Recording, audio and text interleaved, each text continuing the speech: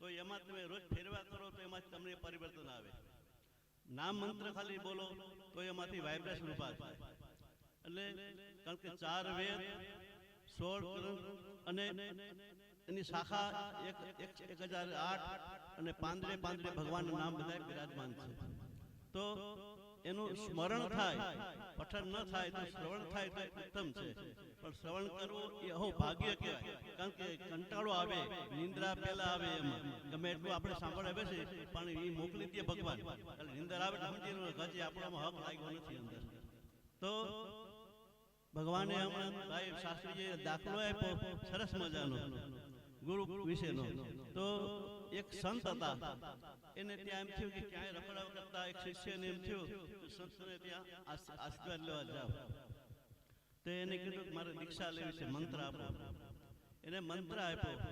મંત્ર આપ્યા પછી ઘણો ટાઈમ રહ્યો તો ગુરુજી એમ કે જા તું ભિક્ષા લે. તો કે ના, મેં કોઈ દી ગયો નથી, હું માગવાનો જ જાઉં. તો તું આપ્યું જા કે હું માગવા જાઉં. તો રોજ ગુરુજી ભિક્ષા લેવા જાય અને આવીને જમાડીને શિષ્યને એમ થયું આમાં કઈ મળતું નથી, બાજરાનો રોટલો અને અડદની દાળ બે જ મળે છે. બાજુમાં એક છે ને ત્યાં આશ્રમ, ત્યાં મહાત્મા બહુ સારા છે. તો એને વાત કરી એ કે મારે તમારી દીક્ષા લેવી છે. દીક્ષા ન દઉં કે તું તને દીક્ષા લઈ પેલા મંત્ર તું કઢાય પછી એમ નહીં. તો કે તું પેલા ભિક્ષા ચાલુ કર પછી મંત્ર આપીશ. અને ભિક્ષાવૃત્તિ કરવા મોકલે છે. આજે પકોડા હતા એને બદલે ત્યાં ભજીયાની સિસ્ટમ હતી ગામડામાં. એટલે ભિક્ષા લેવા મોકલે છે એને. એટલે તરત જ એ ગામમાં જાય છે, વિચાર કરે છે, જોડીમાં ભિક્ષા લેવા ગયો. એને કીધું 1 વાર 2 વાર પછી પાછું આવતું લેવાનું નહીં. એક જગ્યાએ તેને 16 ભજીયા મળી ગયા ગોટા. એટલે એને થયું હાલતા હાલતા કે આટલા બધા ગુરુજી એકલાથી ક્યાં ખાઈ શકે. હાલતા હાલતા રસ્તામાં 2 ગોળા ખાઈ લીધા, પછી પાછા વેતા ગણ્યા, વળી 2 બીજા ખાઈ લીધા. એમ કરતા કરતા ઓછા થતા ગયા. છેલ્લે 2 વેતા. તો જાપલી ઉગાડીને ગુરુજી ક્યાં ખાય છે કે એ પોતે ખાઈ ગયો. એટલે ગુરુજી ભિક્ષા કાંઈ આવ્યું નહીં કે આવ્યું તો બધું ખાઈ ગયું. ગુરુજી કે સારું કામ કર્યું, હવે તને મારે દીક્ષા કેમ દેવી? ના, દીક્ષા દેવી છે પણ એક કામ કર, જેની પાસે દીક્ષા લીધી છે ને તો એની પાસે જા. એ તો મંત્ર પેલા ઘટાય કે કેમ કાઢશે એ જા. એટલે મને સમજાઈએ કે આ થાકીને મારી પાસે પાછો આવ્યો છે. તો વિચાર કર્યો કે જેનો પથ્થર ઉભો છે ને તેની પર ઉભો રહે. હવે તારે મંત્ર કાઢવો છે ને, ફૂંકથી નહીં કાઢવું, હાથમાં પાણી પર સંકલ્પ કર, જે મને મારો દીક્ષા આપી હતી, જો દીક્ષા આજુ પાછી આપું છું તો આ પથ્થર ફાટી જવો. એમ કરીને દીક્ષા પાછી આપી દીધી અને પથ્થર ફાટી ગયો. એઠે પેટે અફસોસ બહુ થયો, પણ હવે મોટો દીક્ષા તો લે. બરોબર, સમય ઓછો છે એટલે બીજું કઈ કરતો નથી. બધાને ખૂબ ખૂબ આશીર્વાદ આપું છું. હમણાં હનુમાનજી મહારાજ, આના હનુમાનજી, આના આપની સેવા બહુ ઉત્તમ છે. મેં જોયું બહુ સરસ છે. મેં જોયું કાલ આવીને બધું પણ સતત જાગૃતિ છે.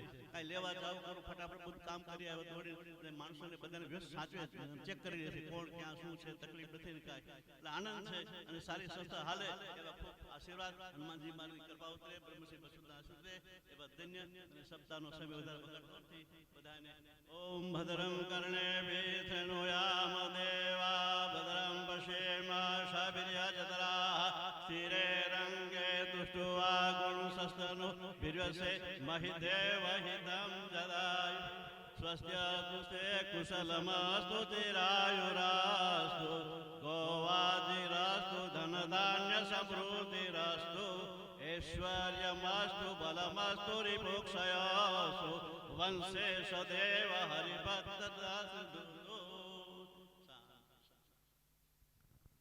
આપણે ભરતભાઈને તાલીઓથી વધાવીએ.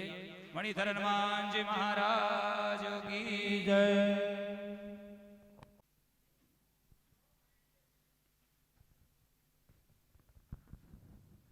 મનોસ્તુ સતરૂપાયા तिस्रकन्याश्च शरीरे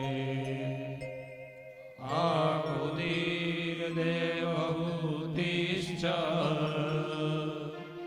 प्रसूति रीतिभिश्रुता प्रसूति रीतिभिश्रुता. श्रीमद् भागवत महापुराण સુખદેવજી મહારાજ પવિત્ર ગંગાજીના કિનારા ઉપર પરીક્ષિત મહારાજને ભક્તિ, જ્ઞાન, વૈરાગ્ય સાથે વિવેકની પ્રાપ્તિ કઈ રીતે થાય, આત્માનું કલ્યાણ કઈ રીતે થાય, જેનું મૃત્યુ નજીક હોય તેને કયો માર્ગ લેવો જોઈએ, મનુષ્ય અવતાર મળ્યો છે તો મનુષ્ય તરીકે એનું જીવન કેવું હોવું જોઈએ, આવા અનેક પ્રશ્નો એનો જવાબ ગંગાજીના કિનારા ઉપર સુખદેવજી મહારાજ પરીક્ષિત રાજાને આપી રહ્યા છે. માધ્યમ પરીક્ષિત છે, કથા આપણા માટે છે. એવી ભગવાનની કથા જેમાં ચોથા સ્કંદની અંદર સતી ચરિત્રની કથા બતાવી. અનસુયા ચરિત્ર, જ્યાં ભગવાન બ્રહ્મા, વિષ્ણુ અને ભગવાન શિવજી એ બાળકના રૂપમાં પ્રગટ થયા. માતા અનસુયાને દર્શન આપ્યા છે ભગવાને, અને ભગવાનની કૃપા થઈ. ભાગવતજીમાં બતાવ્યું ત્રણેય દેવતાઓએ એક એક પુત્ર માતા અનસુયાને પ્રદાન કર્યો છે. સૌ પ્રથમ પહેલા બ્રહ્માજીના અંશમાંથી ચંદ્રમા, ભગવાન વિષ્ણુના અંશમાંથી દત્ત ભગવાન, અને રુદ્રના અંશમાંથી દુર્વાસા. ચંદ્ર, દત્ત અને દુર્વાસા આ ત્રણેય માં અનસુયાના સંતાનો ભગવાનની કૃપાથી પ્રાપ્ત થયા. એવી કથા ભાગવતમાં બતાવી. અનસુયા ચરિત્ર કથા.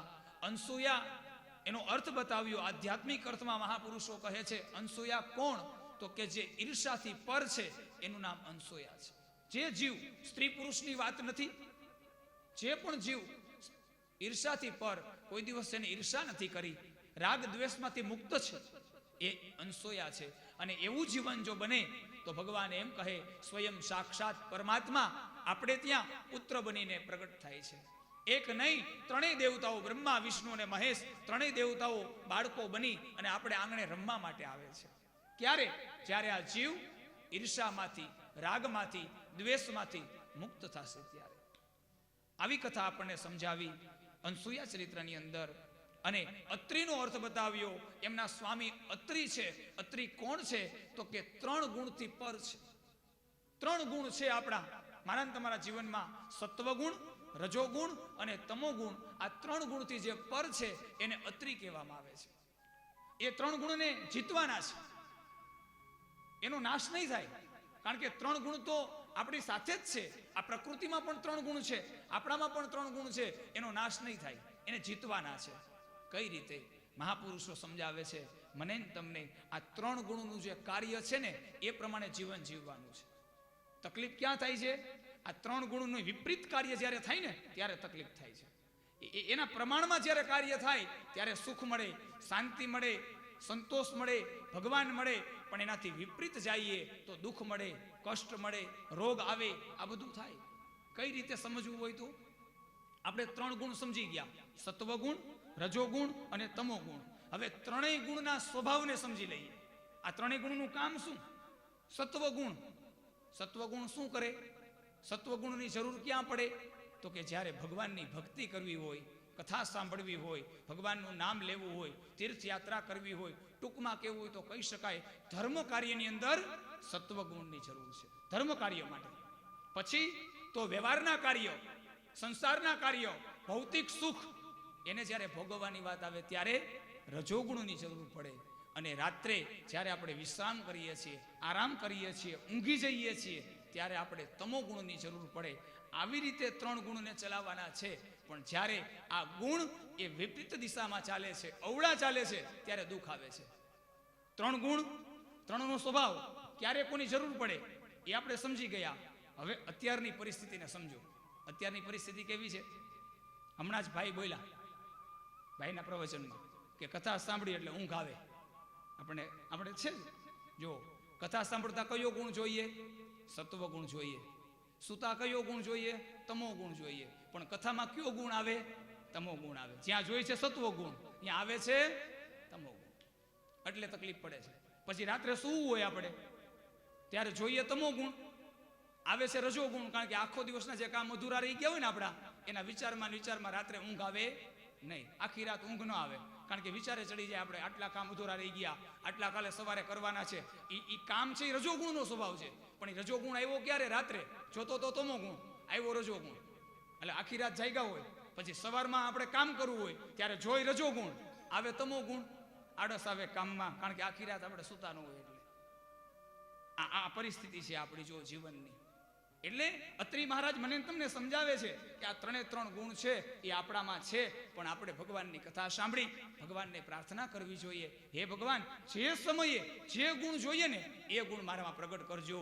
ધર્મ સમયે સત્વગુણ પ્રગટ કરજો, કર્મ કરવા સમયે રજોગુણ પ્રગટ કરજો, અને વિશ્રામના સમયે ભગવાન મને સંપૂર્ણ તમો ગુણ આપજો. આ 3 ગુણને સાથે રાખી અને આ જીવન આપણું ધન્ય બનશે. આપણું જીવન ધન્ય બને છે. એટલા માટે અત્રિને સમજાવવામાં આવ્યા છે ભાગવતજીની અંદર, જે 3 ગુણથી પર થઈ ગયા છે, 3 ગુણમાંથી કોઈ ગુણનો સ્પર્શ નથી, એ અત્રિ. અને ઈર્ષાથી પર એ અનસૂયા. આવું દાંપત્ય બને એટલે ભગવાન એક નહીં પણ 3 ભગવાન, મુખ્ય 3 દેવતાઓ બ્રહ્મા, વિષ્ણુ અને મહેશ, આ બાળકો બની અને આપણે ત્યાં એ પુત્ર બનીને આવે છે. ભગવાનને પણ અવતરવું છે, ભગવાનને જન્મ લેવો છે, આ સંસારમાં લેવો છે એમ નહીં, ભગવાન અવતાર લે જ છે. જુઓ, સતયુગની અંદર, ત્રેતાયુગની અંદર, દ્વાપર યુગની અંદર કદાચ એક જન્મ છે. સમજો, ભગવાન વામન અવતાર થયો તો કહેવાય છે કે સતયુગની અંદર થયો છે. ભગવાન રામનો જન્મ થયો તો કહેવાય છે ત્રેતાયુગમાં થયો છે. કૃષ્ણ ભગવાનનો જન્મ થયો તો એમ કહેવાય છે કે દ્વાપર યુગની અંદર થયો. પણ ભગવાનની કરુણા કેવી છે જુઓ તો ખરા. મહાપુરુષો એમ કહે છે કે આ 3 યુગમાં એક જન્મ, પણ કળિયુગની અંદર અસંખ્ય ભગવાનના જન્મ થાય છે, અસંખ્ય જન્મ થાય છે, અસંખ્ય રીતે પ્રગટ થાય છે પરમાત્મા. શું કામે? તો કે સતયુગની અંદર ભગવાનને પ્રાપ્ત કરવા હોય તો સાધનાઓ કરવી પડે, ત્યારે ભગવાન મળે. ત્રેતાયુગની અંદર મોટા યજ્ઞ કરવા પડે, ત્યારે ભગવાન મળે. દ્વાપર યુગની અંદર મોટી પૂજાઓ કરવી પડે, ત્યારે ભગવાન મળે. પણ કળિયુગમાં ભગવાન એમ કહે, કલિયુગ કેવલ નામ આધારા, સુમિરી સુમિરી નર ઉતરે હું પારા. મારું નામ લઈશ ને બેટા તો હું પ્રગટ થઈ જઈશ. ભગવાન નામ માત્રથી પ્રગટ થાય કળિયુગની અંદર. એટલે કહેવાનો અર્થ કે આપણે બહુ ભાગ્યશાળી કે આપણે કળિયુગમાં છીએ. ઘણા શું કે ખબર છે કે કળિયુગમાં છીએ એટલે પાપ થાય છે, કળિયુગમાં છીએ એટલે પાપ થાય છે. એ તો આપણી માન્યતા છે. કળિયુગમાં જે ભગવાનનું દર્શન છે એ એક યુગમાં નથી. જુઓ, કળિયુગમાં તમે ભગવાનનું નામ લીધું, તમારા મુખેથી રામ બોલ્યા, સમજી લેવાનું તમારી જીભ છે ને એની ઉપર રામ ત્યારે જ આવે સાહેબ. તમારી જીભ માં કૌશલ્યા બને ને તો જ તમારા મુખમાં રામ પ્રગટ થાય. યાદ રાખજો સાહેબ, રામ કૌશલ્યા બને, જીભ કૌશલ્યા બને તો રામ પ્રગટ થાય. અને જીભમાં યશોદા બને ને ત્યારે કૃષ્ણ એવો શબ્દ મુખમાંથી નીકળે છે. ક્ષણે ક્ષણે ભગવાનનો અવતાર થાય છે. તમે રામ બોલ્યા ને રામ પ્રગટ થયા, કૃષ્ણ બોલ્યા ને કૃષ્ણ પ્રગટ થયા. એટલા માટે સંતો મહાપુરુષો કહે ક્ષણે ક્ષણે ભગવાનનું નામ, જેથી કરી આપણે ભગવાનથી ક્યારે દૂર ન રહીએ. કળિયુગની અંદર પરમાત્માના અનેક રૂપ છે. એટલા માટે કીધું અનેક રૂપ રૂપાય વિષ્ણવે પ્રભ વિષ્ણવે. ભગવાન અનેક રૂપમાં આવે છે કળિયુગની અંદર. આ મહાનતા છે કળિયુગની. નામથી આવે છે, કીર્તનથી આવે છે, સત્સંગથી આવે છે, અને અનેક રૂપ લઈને આવે છે. ત્રેતામાં તો નક્કી હતું રામનું રૂપ. લોકાભિરામમ રણરંગધીરમ રાજીવ નેત્રમ રઘુવંશનાથમ કારુણ્ય રૂપમ કરુણાકરંતમ શ્રીરામચંદ્રમ શરણમ પ્રપદ્યે. આ નક્કી થઈ ગયું કે રામ આવા છે. દ્વાપરની અંદર નક્કી થઈ ગયું કૃષ્ણ આવા છે. કસ્તુરી તિલકમ લલાટ પટલે વૃક્ષસ્થલે કૌસ્તુભમ નાસાગ્રે વર મુક્તિકમ કરતલે વેણુ કરે કંકણમ સર્વાંગે હરિશ્ચંદનમ સુલલિતમ કંઠે ચ મુક્તાવલીમ ગોપસ્ત્રી પરિવેષ્ટિતો વિજયતે ગોપાલ ચૂડામણી. આ કૃષ્ણ આવા છે, નક્કી થઈ ગયું. આવા ઠાકોરજી છે, આવા રામ છે. 4 ભુજા, શંખ ચક્ર ગદા પદ્મ ધારણ કર્યા, પીળા પિતાંબર પહેર્યા, સોનાનો મુગટ પહેર્યો છે. આ બધું નક્કી થઈ ગયું. ત્રેતાયુગની અંદર રામનું વર્ણન થઈ ગયું. દ્વાપર યુગની અંદર કૃષ્ણનું વર્ણન થઈ ગયું. સાહેબ, કળિયુગની અંદર વર્ણન ન થયું. એમાં એમ લખાણું અનેક રૂપ રૂપાય વિષ્ણવે પ્રભ વિષ્ણવે. કોઈ રૂપ નક્કી નહીં, અનેક રૂપ. જેવું રૂપ તમે નક્કી કરો. નામદેવજી મહારાજ નક્કી કરે મારે ભગવાનનું દર્શન કરવું છે. સાહેબ, નામદેવજી મહારાજ એક કૂતરામાંથી વિઠ્ઠલને પ્રગટ કરે. સાહેબ, કૂતરામાંથી વિઠ્ઠલને પ્રગટ કરે. આ તાકાત કળિયુગમાં છે, કળિયુગમાં છે. કળિયુગ કેવલ નામ આધારા. જ્યારે ભગવાનનું નામ લેવાની ઈચ્છા થાય, નામ લેવાઈ જાય આપણાથી, ત્યારે ભગવાન પ્રગટ થાય છે, ભગવાનની કૃપા થાય છે, તો જ ભગવાનનું નામ લઈ શકાય. કળિયુગની અંદર અઘરામાં અઘરું હોય ને તો એ ભગવાનનું નામ છે. કળિયુગમાં અઘરામાં અઘરું હોય ને તો ભગવાનનું કામ છે, સેવાનું કામ છે, સમાજ સેવા, જીવની સેવા, આ બધી સેવાઓ અઘરામ અઘરું કામ છે. વિચાર જ ન આવે. સંપત્તિ હોય ને સાહેબ, 2-5 લાખ રૂપિયા ભેગા થાય ને તો એવો વિચાર ન આવે કે હરિદ્વારમાં જૈન સપ્તાહ કરવી છે, 2-5 લાખ રૂપિયા ભેગા થાય ને તો મનાલી જવાનો વિચાર આવે, ફરવા જવાનો. એનાથી વધારે પૈસા ભેગા થાય ને તો એમ થાય કે મુંબઈમાં એકાદો ફ્લેટ લઈ ભાડું આપશે દર મહિને, આપણું જીવન ગુજરાન ચાલશે. આવા બધા વિચારો આવે, ભૌતિક સુખના, ફરવાના, આનંદ કરવાના. પણ એવા વિચાર ન આવે કે સદકર્મમાં મારે સંપત્તિ વાપરવી છે. યાદ રાખજો, જ્યારે સદકર્મમાં સંપત્તિ વાપરવાનો વિચાર આવે ને ત્યારે એ તમે નથી વાપરતા, તમારા હૃદયમાં ભગવાન પ્રગટ થયા છે અને તમને નિમિત્ત બનાવ્યા છે. સાહેબ યાદ રાખજો, તમને નિમિત્ત બનાવ્યા છે. ભાગ્યશાળી છીએ આપણે. સદકર્મ કૃપા વગર ન થાય, સેવા એ કૃપા વગર ન થાય. કોઈ એમ કહે કે ભગવાનને જોયો તો સાહેબ આપણને કહેવાની ઈચ્છા થાય કે આનાથી મોટા ભગવાનના બીજા ક્યાં દર્શન હોય. કે આપણે હરિદ્વાર તીર્થની અંદર આ અવસર જુઓ. આપણે એમ કહીએ સ્વર્ગ અને નર્ક. સ્વર્ગ કોને જોયું, નર્ક કોને જોયું? સાહેબ આપણને તો એવું ઈચ્છા થાય કે પહેલાના સમયમાં એવી વાત આવતી કે પુષ્પક નામનું વિમાન હતું અને વિમાનમાં બેસી અને દેવતાઓ સ્વર્ગમાં જતા. અમને તો એમ થાય કે આપણે ટ્રેનમાં બેઠા ને એ પુષ્પક વિમાન અને હરિદ્વારમાં આવ્યા, આ સ્વર્ગ, આનાથી બીજું કોઈ મોટું સ્વર્ગ નથી સાહેબ. આપણી દ્રષ્ટિ હોય, આપણા આવા વિચારો હોય તો આપણી ટ્રેન પુષ્પક બને અને હરિદ્વાર સ્વર્ગ બને. સાહેબ આના માટે વિચારો જોઈએ, વિચારો જોઈએ. આના માટે વિચારો જોઈએ. વિચાર માત્રથી ફળ. આ કળિયુગનો પ્રભાવ તો જુઓ સાહેબ. કળિયુગ કેવલના, કળિયુગમાં રહેવાથી બહુ ફાયદો છે. એટલા માટે બહુ આપણે ભાગ્યશાળી કળિયુગમાં પ્રગટા, અને એમાં મનુષ્ય તરીકે વર્તમાન સમયમાં જ્યારે આ બધી વ્યવસ્થાઓ છે ત્યારે મારા તમારા જીવનની અંદર આવો અવસર પ્રાપ્ત થયો છે. એને વધાવીએ, ભગવાનને પ્રગટ કર્યા છે. જુઓ આજે આપણા બધા સંસ્થાના ટ્રસ્ટીઓ, સ્વામીજી, આ બધા જે કાંઈ મહેનત કરી રહ્યા છે એ નિમિત્ત બન્યા બધા. અને અહીંયા હરિદ્વાર તીર્થ ક્ષેત્રની અંદર ભાગવત રૂપી ભગવાન છે ને એ આજે વાંગમય સ્વરૂપ ભગવાનનું છે એ મારી તમારી સામે પ્રગટ થઈ ગયું. ભાગવતજી પધાર્યા. ભાગવતજી નથી આવતા આપણા આંગણે. અમારા મુખ્ય યજમાન જે હરસોરા પરિવાર છે એને મુખ્ય પોથીના યજમાન બન્યા. નાની પોથીના યજમાનો તમે બન્યા છો. સાહેબ હવે તમે બધી ચિંતા છોડી દો.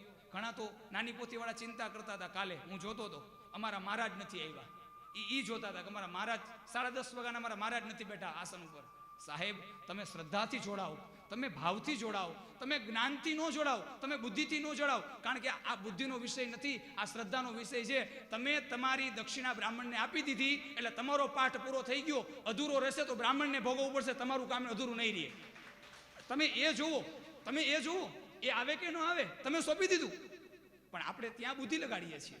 તો બુદ્ધિ લગાડશું તો તમારું બગડશે અને બ્રાહ્મણનું બગડશે. જુઓ એક માલધારીનો દીકરો દૂધનો વેપાર કરતો હતો. માલધારીનો દીકરો દૂધનો વેપાર કરતો હતો. તો એની પાસે એક લોટો, કળશ દૂધ માપે ને 1 લીટર 2 લીટર દૂધથી, કળશાથી લોટાથી માપે. કોઈ દૂધ લેવા આવે તો કે 2 લીટર આપો તો 1 લીટરનો કળશ હોય એટલે 1 ભરીને આપે, 2 લીટર એટલે 2 ભરીને આપે. એ માલધારીનો દીકરો કાપડ લેવા માટે ગયો. કાપડ, એને પોતાને પહેરવા માટે વસ્ત્ર. એ કાપડની દુકાને ગયો કે શેઠ મારે કાપડ લેવું છે. એટલે શેઠે કીધું કે કેટલું જોઈએ છે? તો કે મારે 5 મીટર મારે કાપડ જોઈએ છે.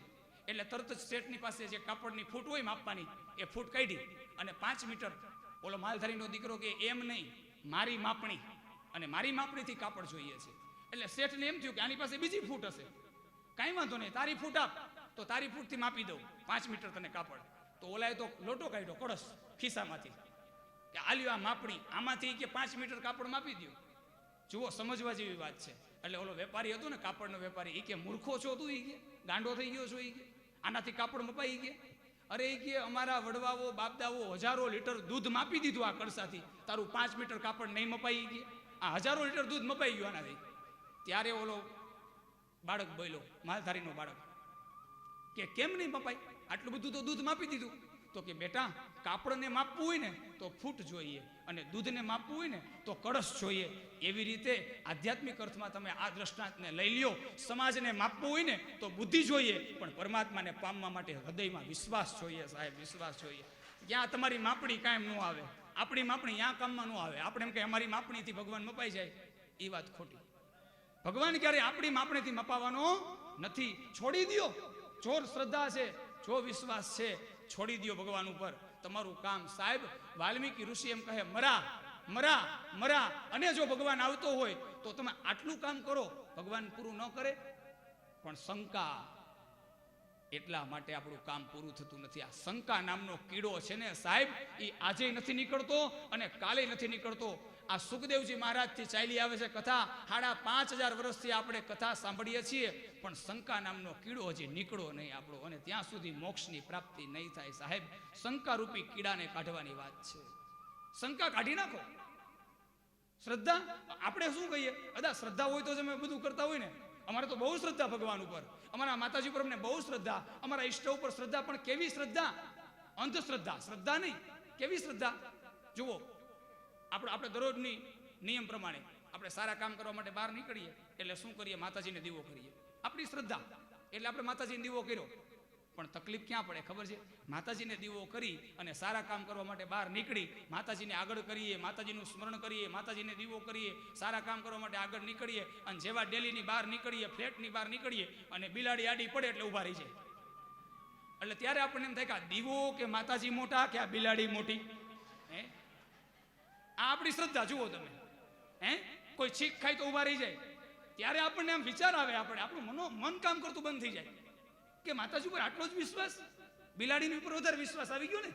માતાજી હારે નથી એનો અર્થ એ થયો બિલાડી અપશુકન કરશે, માતાજી આપણું સારું નહીં કરે. આ આપણી અંધશ્રદ્ધા સાહેબ. આ શંકા, આ અંધશ્રદ્ધા એને છોડવાની. આ ભગવાનની કથા સાંભળી હવે આપણે જાગૃત થવાનું. પહેલેથી ચાલ્યું આવે છે એમને હવે આપણું જીવન પહેલેથી ગાડરિયો પ્રવાહ. સંતોએ આ જીવને, મનુષ્યને ગાડરિયો પ્રવાહ કીધો. ગાડરિયો પ્રવાહ ઘેટું ઘેટું. ગામડામાં ઘેટું હોય ને, એક ઘેટું જાય એની પાછળ બીજું જાય, એક ખાડામાં પડે બીજું પડે, એ વિચારે જ નહીં કાંઈ. પણ એ તો ઘેટું છે. આપણે મનુષ્ય છીએ, આપણે કંઈક વિચારવું જોઈએ. કથા સાંભળીને વિચારવાનું છે, કથા સાંભળીને મનોમંથન કરવાનું છે. તો કળિયુગની અંદર ભગવાન ક્ષણે ક્ષણે પ્રગટ થાય છે. કળિયુગની અંદર કોઈ પણ મહેનત વગર ભગવાન મળે છે. કર્મણ્ય વાધિકા રસ્તે મા ફલેસુ કદાચન. અર્જુનને એમ કીધું કે કર્મ કર, ફળની આશા ન રાખ. એ ક્યારે કીધું? તો કે જ્યારે મહાભારતનું યુદ્ધ થયું ને ત્યારે કીધું. પણ કળિયુગની અંદર ભગવાને એમ કીધું કે માત્ર મારી ઉપર શ્રદ્ધા રાખ, તને બધા કર્મના ફળ મળશે. દરેક કર્મના ફળ મળશે. શ્રદ્ધા અને વિશ્વાસ પણ એ ડગી જાય છે, એ ડગી જાય છે. શ્રદ્ધા અને વિશ્વાસ ડગે નહીં. અતૂટ શ્રદ્ધા, અતૂટ વિશ્વાસ. ક્યારે? સતત તમે જોડાઈ રહ્યો આમાં, ભગવત માર્ગમાં સતત જોડાઈ રહ્યો, સતત જોડાઈ રહ્યો. ભલે અહીંયા નહીં તો ક્યાંય પણ. અહીંયાથી તમે ઘરે જાઓ તો તમારા ઘરે પણ તમે જેને માનો છો, તમે જેનું નામ લેવા માંગો છો, પણ જોડાઈ રહ્યો.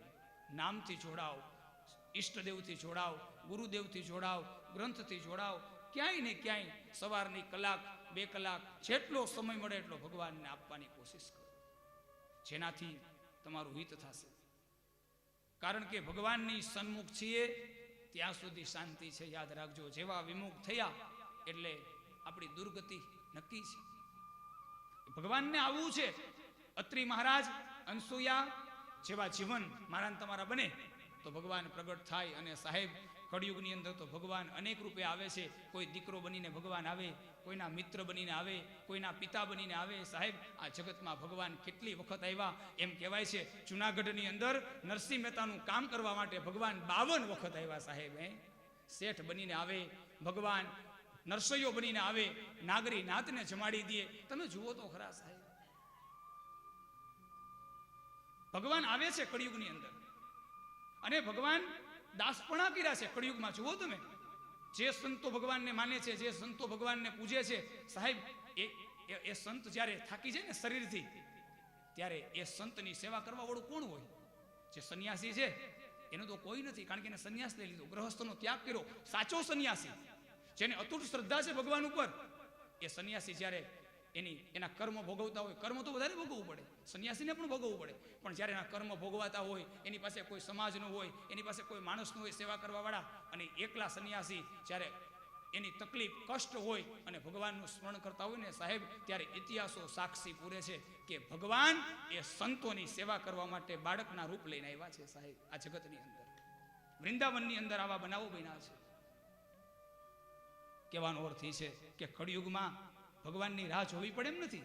તૈયાર છે ભગવાન, તૈયાર બેઠા છે આપણું સન્માન કરવા માટે, આપણને દર્શન આપવા માટે. હેલામાં હેલો ભગવાન હોય ને તો કળિયુગમાં છે, હેલામાં હેલી ભક્તિ હોય તો કળિયુગમાં છે. પણ આપણે કળિયુગમાં કઠિન બનાવી દીધી ભક્તિને. ભગવાન નજીક છે એને બહુ દૂર બનાવી દીધો. ભગવાન અત્ર તત્ર ને સર્વત્ર છે, ભગવાનને આપણે બાંધી લીધો. આટલામાં જ ભગવાન હોય, આટલું કરી તો જ ભગવાન મળે, આમ કરીએ તો જ ભગવાન મળે. કાંઈ કરવાની જરૂર નથી. બધું કરીએ છીએ પણ જે કરવાનું છે નથી કરતા. શું કરવાનું છે? તો કે ત્વદીય વસ્તુ ગોવિંદમ તુભ્યમેવ સમર્પયેત. આ કરવાનું છે. શું? તો કે ભગવાનને સમર્પણ, ઈશ્વરને અર્પણ.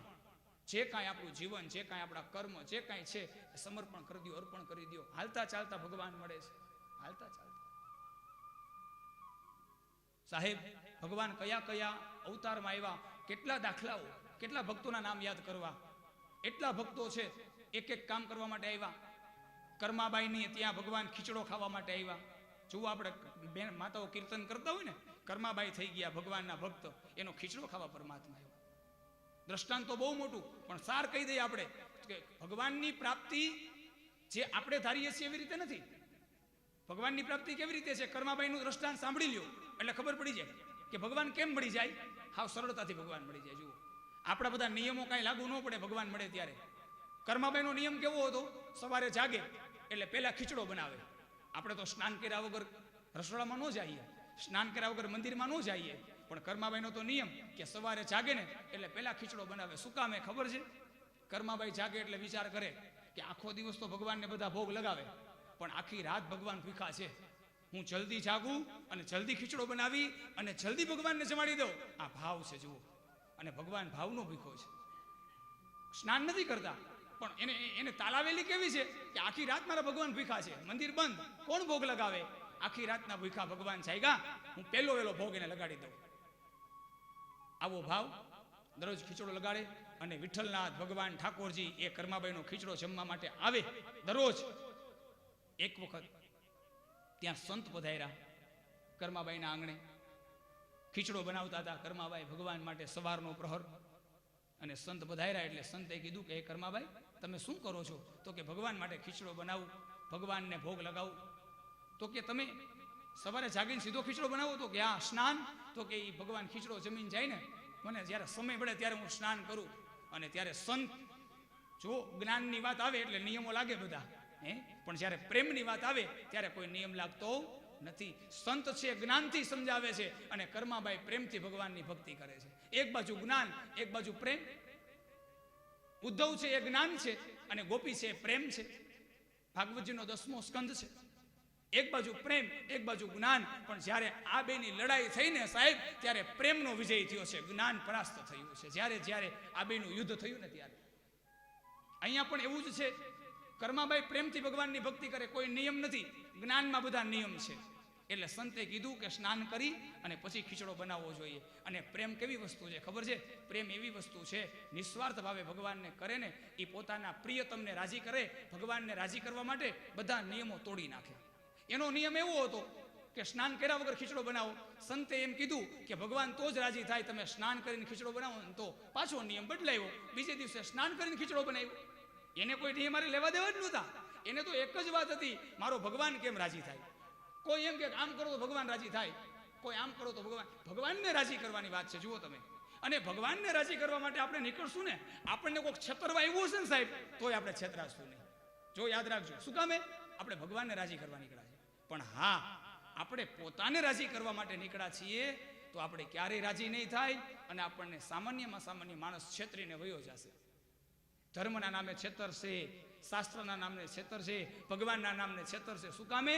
તમે સ્વાર્થથી જીવો છો. સ્વાર્થથી જીવાય એટલે આપણે છેતરાય, અને નિસ્વાર્થથી જીવાય ને સાહેબ, આપણે ક્યારેય છેતરાઈ ન શકીએ. યાદ રાખજો, આપણને કોઈ છેતરે છે તો આપણું ક્યાંક સ્વાર્થ છે. આપણે કોઈને છેતરીએ છીએ એ આપણો દોષ છે. આપણે કોઈને છેતરવાનું જોઈએ. આપણને કોઈ છેતરે તો ભગવાનને સમર્પણ થઈ જવું જોઈએ. કારણ કોઈની તાકાત નથી આપણને છેતરી શકે. શું કામે? આપણે ભગવાનના શરણે વયા ગયા છીએ. આપણા જીવનમાં કોઈ સ્વાર્થ નથી રહ્યો. તો અહીંયા તો ભગવાનને પ્રસન્ન કરવાની વાત છે, બીજી કઈ વાત જ નથી. બસ એક જ વાત, કોઈ છેતરવા આવ્યું. જુઓ, મને ભગવાનના ભક્તો બહુ ગમે. એક ભક્તને ત્યાં હું ગયો એટલે મેં એમ કીધું કે ભાઈ તમે આ પૂજા કરાવી? તો કે હા દાદા કરાવી. કઈ રીતે પૂજા કરાવી? તો કે ભૂદેવ આવ્યા અને 5 મિનિટમાં, હમણાં આપણે વાત થઈ ને પોથીની, એ રીતે એને બહુ સરસ વાત કરી. જો ક્યારેક યજમાન હોય ને, યજમાન એની પાસેથી કાંઈક અમને શીખવા મળે, ક્યારેક સેવકો પાસેથી ગુરુને શીખવા મળે. એવું નથી કે અમારી પાસે જ બધું હોય જ્ઞાન, નહીં. નાનામાં નાનો માણસ પણ આપણી દ્રષ્ટિ હોય ને તો કંઈક શીખવાડી જાય છે. એ એક વૈષ્ણવની ઘરે હું ગયો તો એને ત્યાં ભગવાનની પૂજા ચાલતી હતી, મેં જોઈ, કારણ કે હું તો પાછી પૂજા કરાવું છું એટલે મને ખબર છે. એટલે મેં તો ખાલી પરીક્ષા કરવા માટે, મારો કોઈ એવો ભાવ નહોતો હૃદયનો કે હું એને પાછો પાડું, પણ મારે એની પાસેથી એની શ્રદ્ધા કેટલી છે ને આ પૂજામાં એ જાણવા માટે મેં પ્રશ્ન કર્યો, એને પાછો પાડવા માટે નહીં. આમાં 2 વાત બને. એને એમ થાય કે આવું કેમ વાત થઈ, કારણ કે હું ત્યાં ગયો અને એને બ્રાહ્મણને પૂજા કરાવી, મેં બ્રાહ્મણનું અપમાન કરવા માટે આવી આ પ્રશ્ન નહોતો પૂછ્યો, શ્રદ્ધાની માપવા માટે. વાત એ છે. તો પૂજા પૂરી થઈ ગઈ, બ્રાહ્મણ દક્ષિણા લઈને વયા ગયા. પછી હું ને યજમાન 2 ઘરે.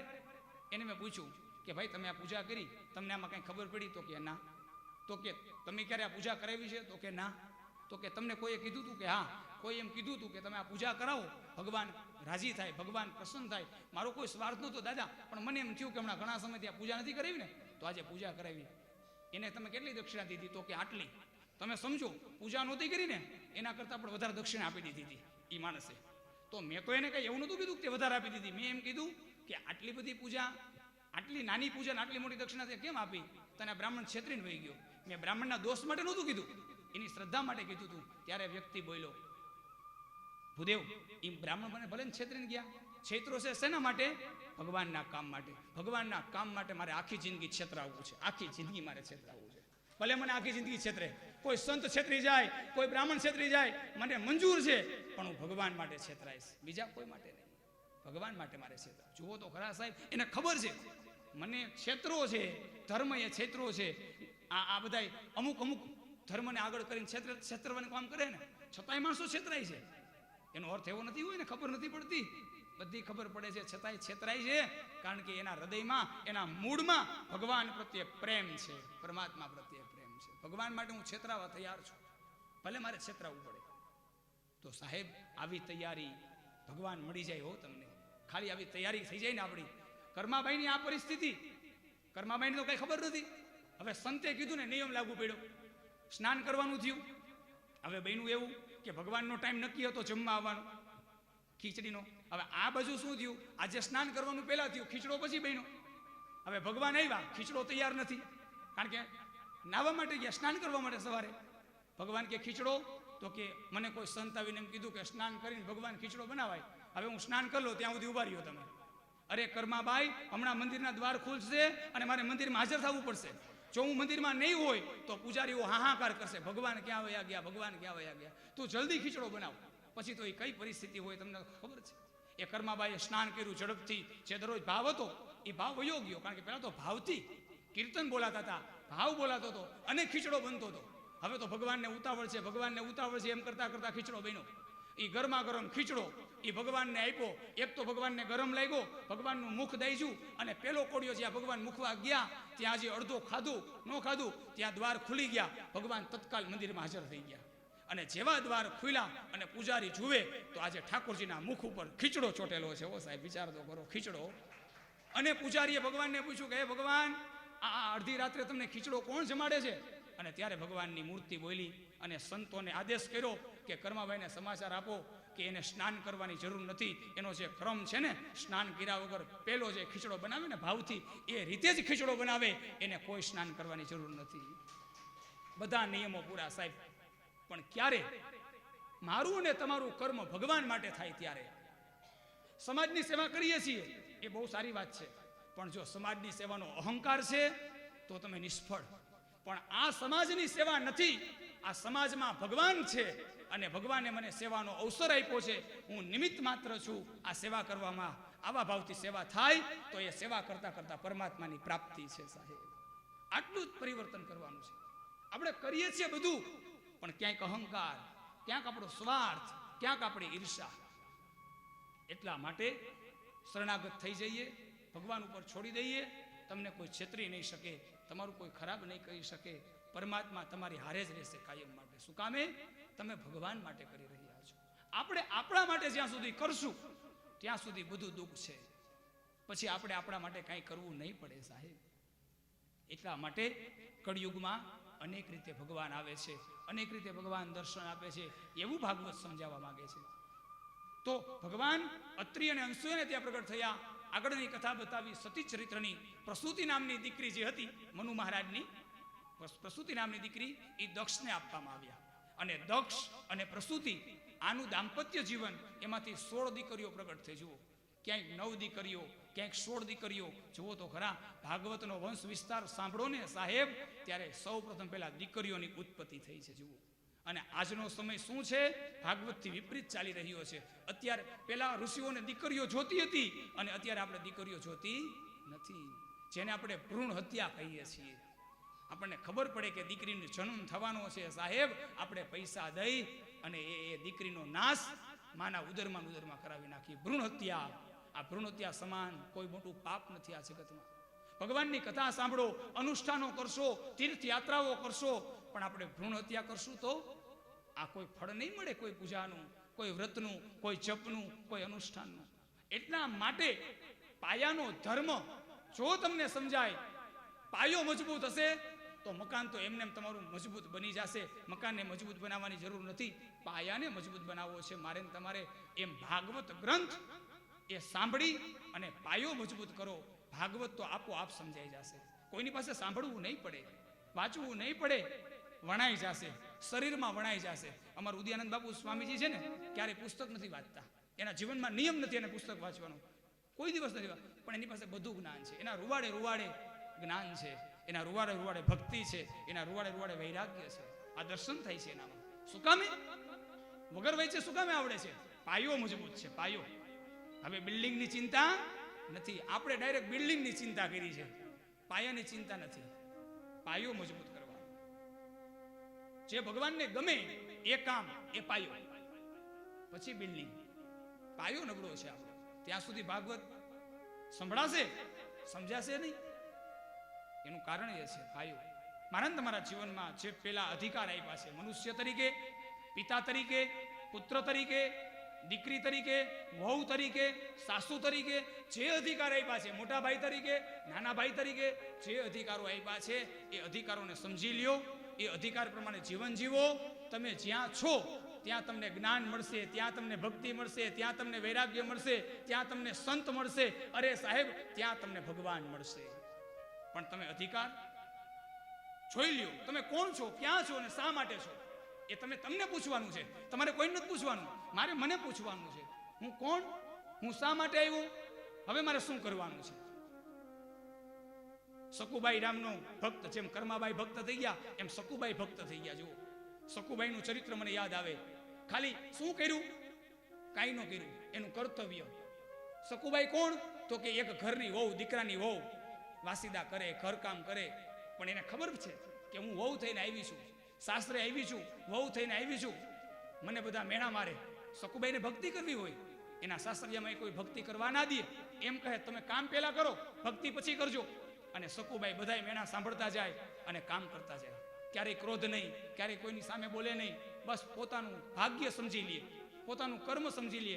ક્યારેય પણ એ ફરજનું ચૂકી સકુબાઈ સાહેબ. અને એક સમય એવો આવ્યો કે તીર્થયાત્રા કરવાનું મન થયું, સંતો તીર્થયાત્રા કરવા જાય, પણ સકુબાઈને તો ભગવાનની ભક્તિ કરવા ન દે. એના સાસરિયા એમાં તીર્થયાત્રા તો ક્યાંથી કરવા દે એને?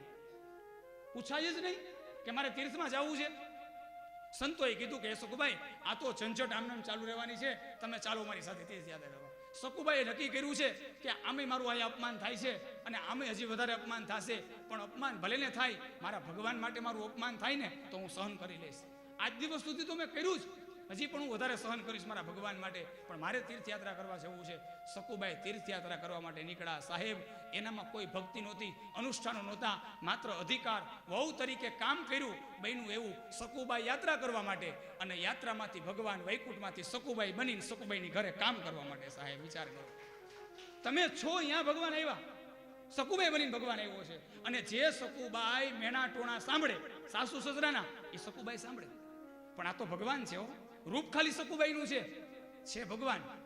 તમે વિચાર તો કરો, સામાન્ય કોઈ વ્યક્તિને આપણે મળીએ ને તો આપણની આભા પ્રભા એમાં આપણે ઓતપ્રોત થઈ જાય છે. કોઈ સંત પાસે જાય તો તોય આપણે એમાં ઓતપ્રોત થઈ જાય. આ તો સ્વયં ભગવાન આપણી સામે આવી ગયો હોય તો એની ઓરા કેટલી હોય, એનો પ્રભાવ કેટલો હોય. શું બન્યું ખબર છે?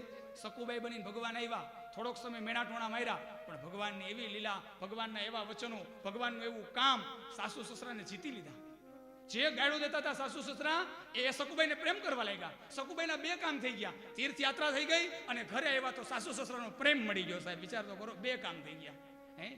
નકર સકુબાઈને તો એમ જ હતું કે હું ઘરે જઈશ ને તો મારો તિરસ્કાર કરી દેશે, કારણ કે હું પૂછ્યા વગરની યાત્રા કરવા વહી ગઈ છું. એને તો નક્કી જ હતું કે આ તીર્થયાત્રા કરી અને હવે મારે રહેવાનો કોઈ અધિકાર નથી સસરિયામાં, હું નહીં રહી શકું. પણ ભગવાને બે કામ કર્યા, સકુબાઈ બની અને બધાના દિલ જીતી લીધા, સકુબાઈ પ્રત્યે પ્રેમ વધારી દીધો અને સકુબાઈને યાત્રા પણ કરાવી દીધી. સાહેબ, મારા ને તમારા જીવનમાં મુખ્ય જે વસ્તુ છે એ પ્રાપ્ત થઈ જાય, આપણો પાયો મજબૂત બની જાય, પછી પરમાત્મા ક્યાંય દૂર નથી. તમે જ્યાં આંખ ખોલો ને ત્યાં ભગવાન છે, જ્યાં જોવો ત્યાં ભગવાન છે, ક્યાં ભગવાન નથી. એટલા માટે આપણે ભગવાન મહાદેવની સ્તુતિ કરીએ, ભગવાનને યાદ કરીએ ત્યારે શું કહીએ છીએ આપણે? હે ભગવાન, આપો દ્રષ્ટિમાં તેજ અનોખું, સારી સૃષ્ટિમાં શિવરૂપ દેખું. હે પરમાત્મા, હું જ્યાં જ્યાં જોઉં ને ત્યાં મને તારું જ દર્શન થાય. આંખ મારી ઉઘડે ત્યાં સીતારામ દેખું. ધન્ય મારું. કહેવાનો અર્થ એ છે કે ભગવાનને ક્યાંય ગોતવાના નથી. ભગવાન સર્વત્ર છે, સર્વવ્યાપી છે. તો એવી પરમાત્માની કૃપા થઈ જાય તો ભગવાન આપણને અહીંયા જ પ્રાપ્ત થઈ જાય છે. એટલે ભગવાન પ્રગટ થાય છે. શું કામે? તો કે અધિકારી થઈ ગયા. અત્રિ મહારાજ અધિકારી થઈ ગયા, અનસુયા અધિકારી થઈ ગયા. 9 દીકરીઓ આવી તો એમ ન કીધું કે મારા 9 દીકરીઓ, એમ ન કીધું. એને એમ કીધું કે આ 9 દીકરીઓ નહીં, 9દા ભક્તિ. અમારી આ ભક્તિ છે, 9 પ્રકારની ભક્તિ, ભાગવતની, રામાયણની 9 ભક્તિ. એટલે ભગવાન રાજી થયા કે જુઓ તો ખરા, આ 9 દીકરીઓ આવી છતાંય મારું એમનેમ સ્મરણ, એમનેમ ભજન, એમનેમ વિશ્વાસ. અને દક્ષ રાજાને ત્યાં 16 દીકરીઓ, છતાંય દક્ષે એમ નથી કીધું કે આ દીકરી મારો ભાર બની. 16 દીકરીઓ, પણ નહીં, આ 16 દીકરી છે ને એ મારી પ્રિયા છે, મારું કાળજું છે, સાક્ષાત ભગવતી જગદંબા છે. અને શું થયું તો કે 15 દીકરીના વધામણા કર્યા અને 16મી દીકરી કોણ? તો કે સાક્ષાત સતી, કે જેને શિવની સાથે લગ્ન કર્યા. સાહેબ, અને આ સતી એ એક જન્મમાં નહીં પણ ભવે ભવ ભગવાન મહાદેવના હું પત્ની બનું, આવી માગણી. અને સતી ત્યારે પણ મહાદેવની સાથે લગ્ન, અને બીજું જન્મ પાર્વતી ત્યારે પણ મહાદેવની સાથે લગ્ન. મહાદેવ એક જ, સતીના 2 જન્મ, છતાંય મહાદેવ જ સ્વામી તરીકે મળ્યા. કહેવાનો અર્થ એ છે કે જ્યારે તમે લક્ષ્મી રૂપી દીકરીના વધામણા કરશો તમારી ઘરે, ત્યારે પરમાત્મા તમારા આંગણે આવશે. બાપ, તમારા આંગણે આવશે.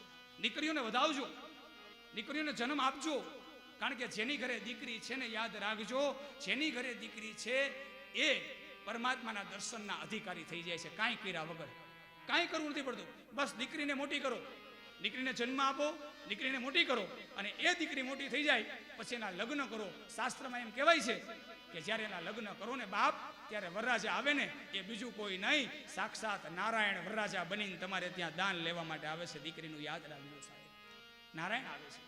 તમે કેટલા ભાગ્યશાળી છો જેને દીકરીઓ છે, કેટલા ભાગ્યશાળી. એક તો દાન દેવાનું છે અને એ પણ સાક્ષાત ભગવાનને દેવાનું છે. નારાયણ સ્વયં વર બનીને આવે અને દાન લેવા માટે આવે છે. એટલા માટે અહીંયા ભાગવતમાં દીકરીઓના વંશની કથા બતાવી છે. સતી નામની જે દીકરી છે એ શિવને આપવામાં આવી, સસરા અને જમાઈને વૈમનસ્ય થયું, આવી કથા બતાવી. અને દક્ષ ભગવાન મહાદેવને ઓળખી ન શક્યા એટલે એમની સાથે વેર બાંધ્યું, યજ્ઞ કર્યો, બધાને આમંત્રણ આપ્યું, મહાદેવને આમંત્રણ ન આપ્યું.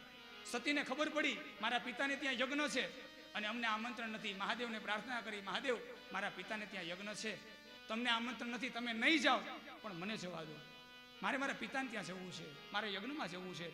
અને સતી એ ભગવાન મહાદેવ 2 ગણ મોકલે અને યજ્ઞમાં આવે. અને કનખલ ક્ષેત્ર, જ્યાં આપણે યાત્રા કરવા જઈએ છીએ, હરિદ્વારની બાજુમાં કનખલ, જ્યાં દક્ષેશ્વર મહાદેવનું મંદિર અને જ્યાં સતી કુંડ આજે પણ છે, આપણે સૌએ દર્શન કર્યા હોય, ત્યાં કનખલ ક્ષેત્રમાં એ સમયે યજ્ઞ થયો દક્ષ દ્વારા. સતી આવ્યા, એનું અપમાન થયું અને એ સતી આ યજ્ઞની અંદર બળીને ભસ્મ થયા. ભગવાન મહાદેવને ખબર પડી, વીરભદ્રનું પ્રાગટ્ય થયું અને વીરભદ્ર દ્વારા દક્ષનો જે યજ્ઞ હતો એ વિધ્વંસ થયો. આવી કથા બતાવી.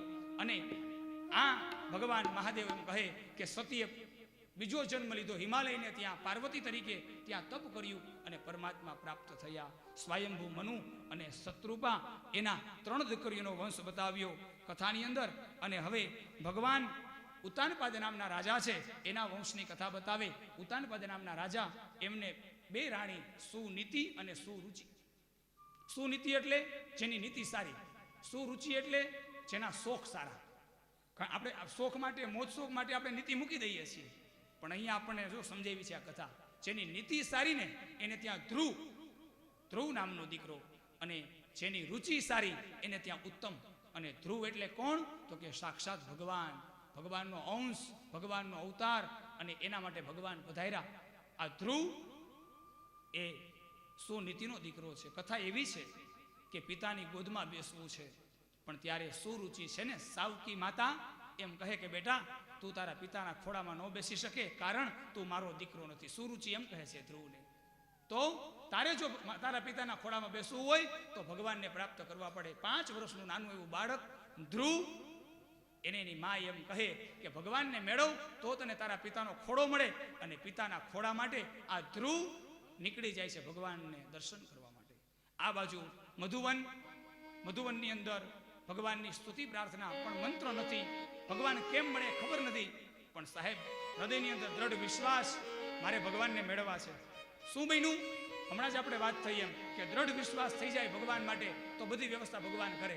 ભગવાને કઈ વ્યવસ્થા કરી? નારદજીને મોકલા ધ્રુવની પાસે. હે બેટા તું આ જંગલમાં એકલો? હા ભગવાન, મારે ભગવાનને મેળવવા છે. ભગવાન કઈ રીતે મળે? અને ત્યારે નારદજીએ 12 અક્ષર મંત્ર ધ્રુવજીના કાનની અંદર આપ્યો. ગુરુ મંત્ર, ગુરુ દીક્ષા મળી અને ધ્રુવજી નારદજીને નમસ્કાર કરી મધુવનની અંદર 6 મહિના સુધી ભગવાનના નામનું સ્મરણ કર્યું. આપણે સૌ સાથે મળી અને 12 અક્ષરનો જે મંત્ર, ભાગવતજીનો પ્રધાન મંત્ર, એની સ્તુતિ પ્રાર્થના કરી અને ધ્રુવજી માટે ભગવાન આવ્યા.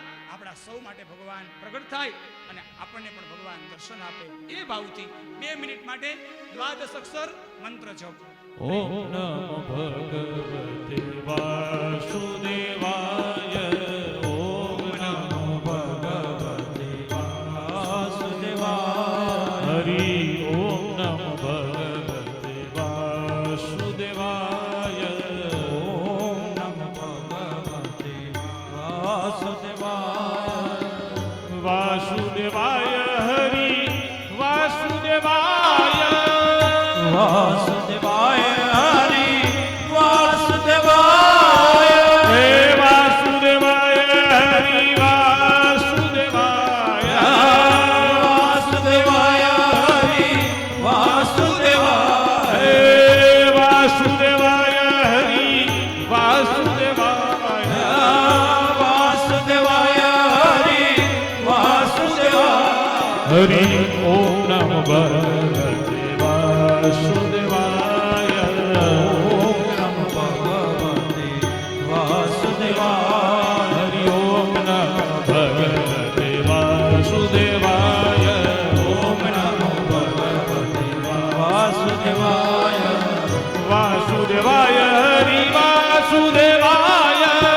વાસુદેવાય હરિ વાસુદેવાય. વાસુદેવાય હરિ વાસુદેવાય. વાસુદેવાય હરિ વાસુદેવાય. હે વાસુદેવાય હરિ વાસુદેવાય. વાસુદેવાય હરિ વાસુદેવાય. હરિ ઓમ નમો ભગવતે વાસુદેવાય.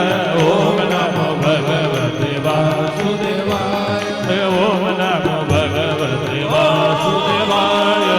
ઓમ નમો ભગવતે વાસુદેવાય. ઓમ નમો ભગવતે વાસુદેવાય. ઓમ નમો ભગવતે વાસુદેવાય. ઓમ નમો ભગવતે વાસુદેવાય. ઓમ નમો ભગવતે વાસુદેવાય. ઓમ નમો ભગવતે વાસુદેવાય. ઓમ નમો ભગવતે વાસુદેવાય. ભક્તવત્સલ ભગવાન. મધુવનની અંદર તપશ્ચર્યા શરૂ થઈ. ઓમ નમો ભગવતે વાસુદેવાય મંત્રનો જપ થયો. નારદજીએ આપેલો મંત્ર હૃદયસ્થ કર્યો અને પરમાત્માને ધ્યાન ધર્યા. હૃદયની અંદર ભગવાનને બિરાજમાન કર્યા માયારૂપી પડદા હટી ગયા અને સ્વયં ભગવાનનું દર્શન થઈ ગયું. સાહેબ, અંદર બેઠેલો ભગવાન જ્યારે દેખાઈ જાય, જુઓ ભાગવતની કથા, ધ્રુવજીની કથા જુઓ તમે. અંદર બેઠેલો આત્મા પરમાત્મા ઓળખાઈ જાય પછી બહાર શું થાય છે એની કોઈ પરવા નથી સાહેબ. સુખ દુઃખ આમાંથી મુક્ત થઈ જાય. અરે સ્વયં ભગવાન આપણી સામે આવી જાય તો ભગવાનને પણ જવાબ ન મળે. જેને સમાધિ કીધી છે, યમ નિયમ આસન પ્રાણાયામ પ્રત્યાહાર ધારણા ધ્યાન અને સમાધિ, અષ્ટાંગ યોગ, એમાંનો છેલ્લો સમાધિ. આ સમાધિ છે. ધ્રુવ સમાધિમાં છે, ભગવાનનું ભજન કરે છે, ભગવાનને યાદ કરે.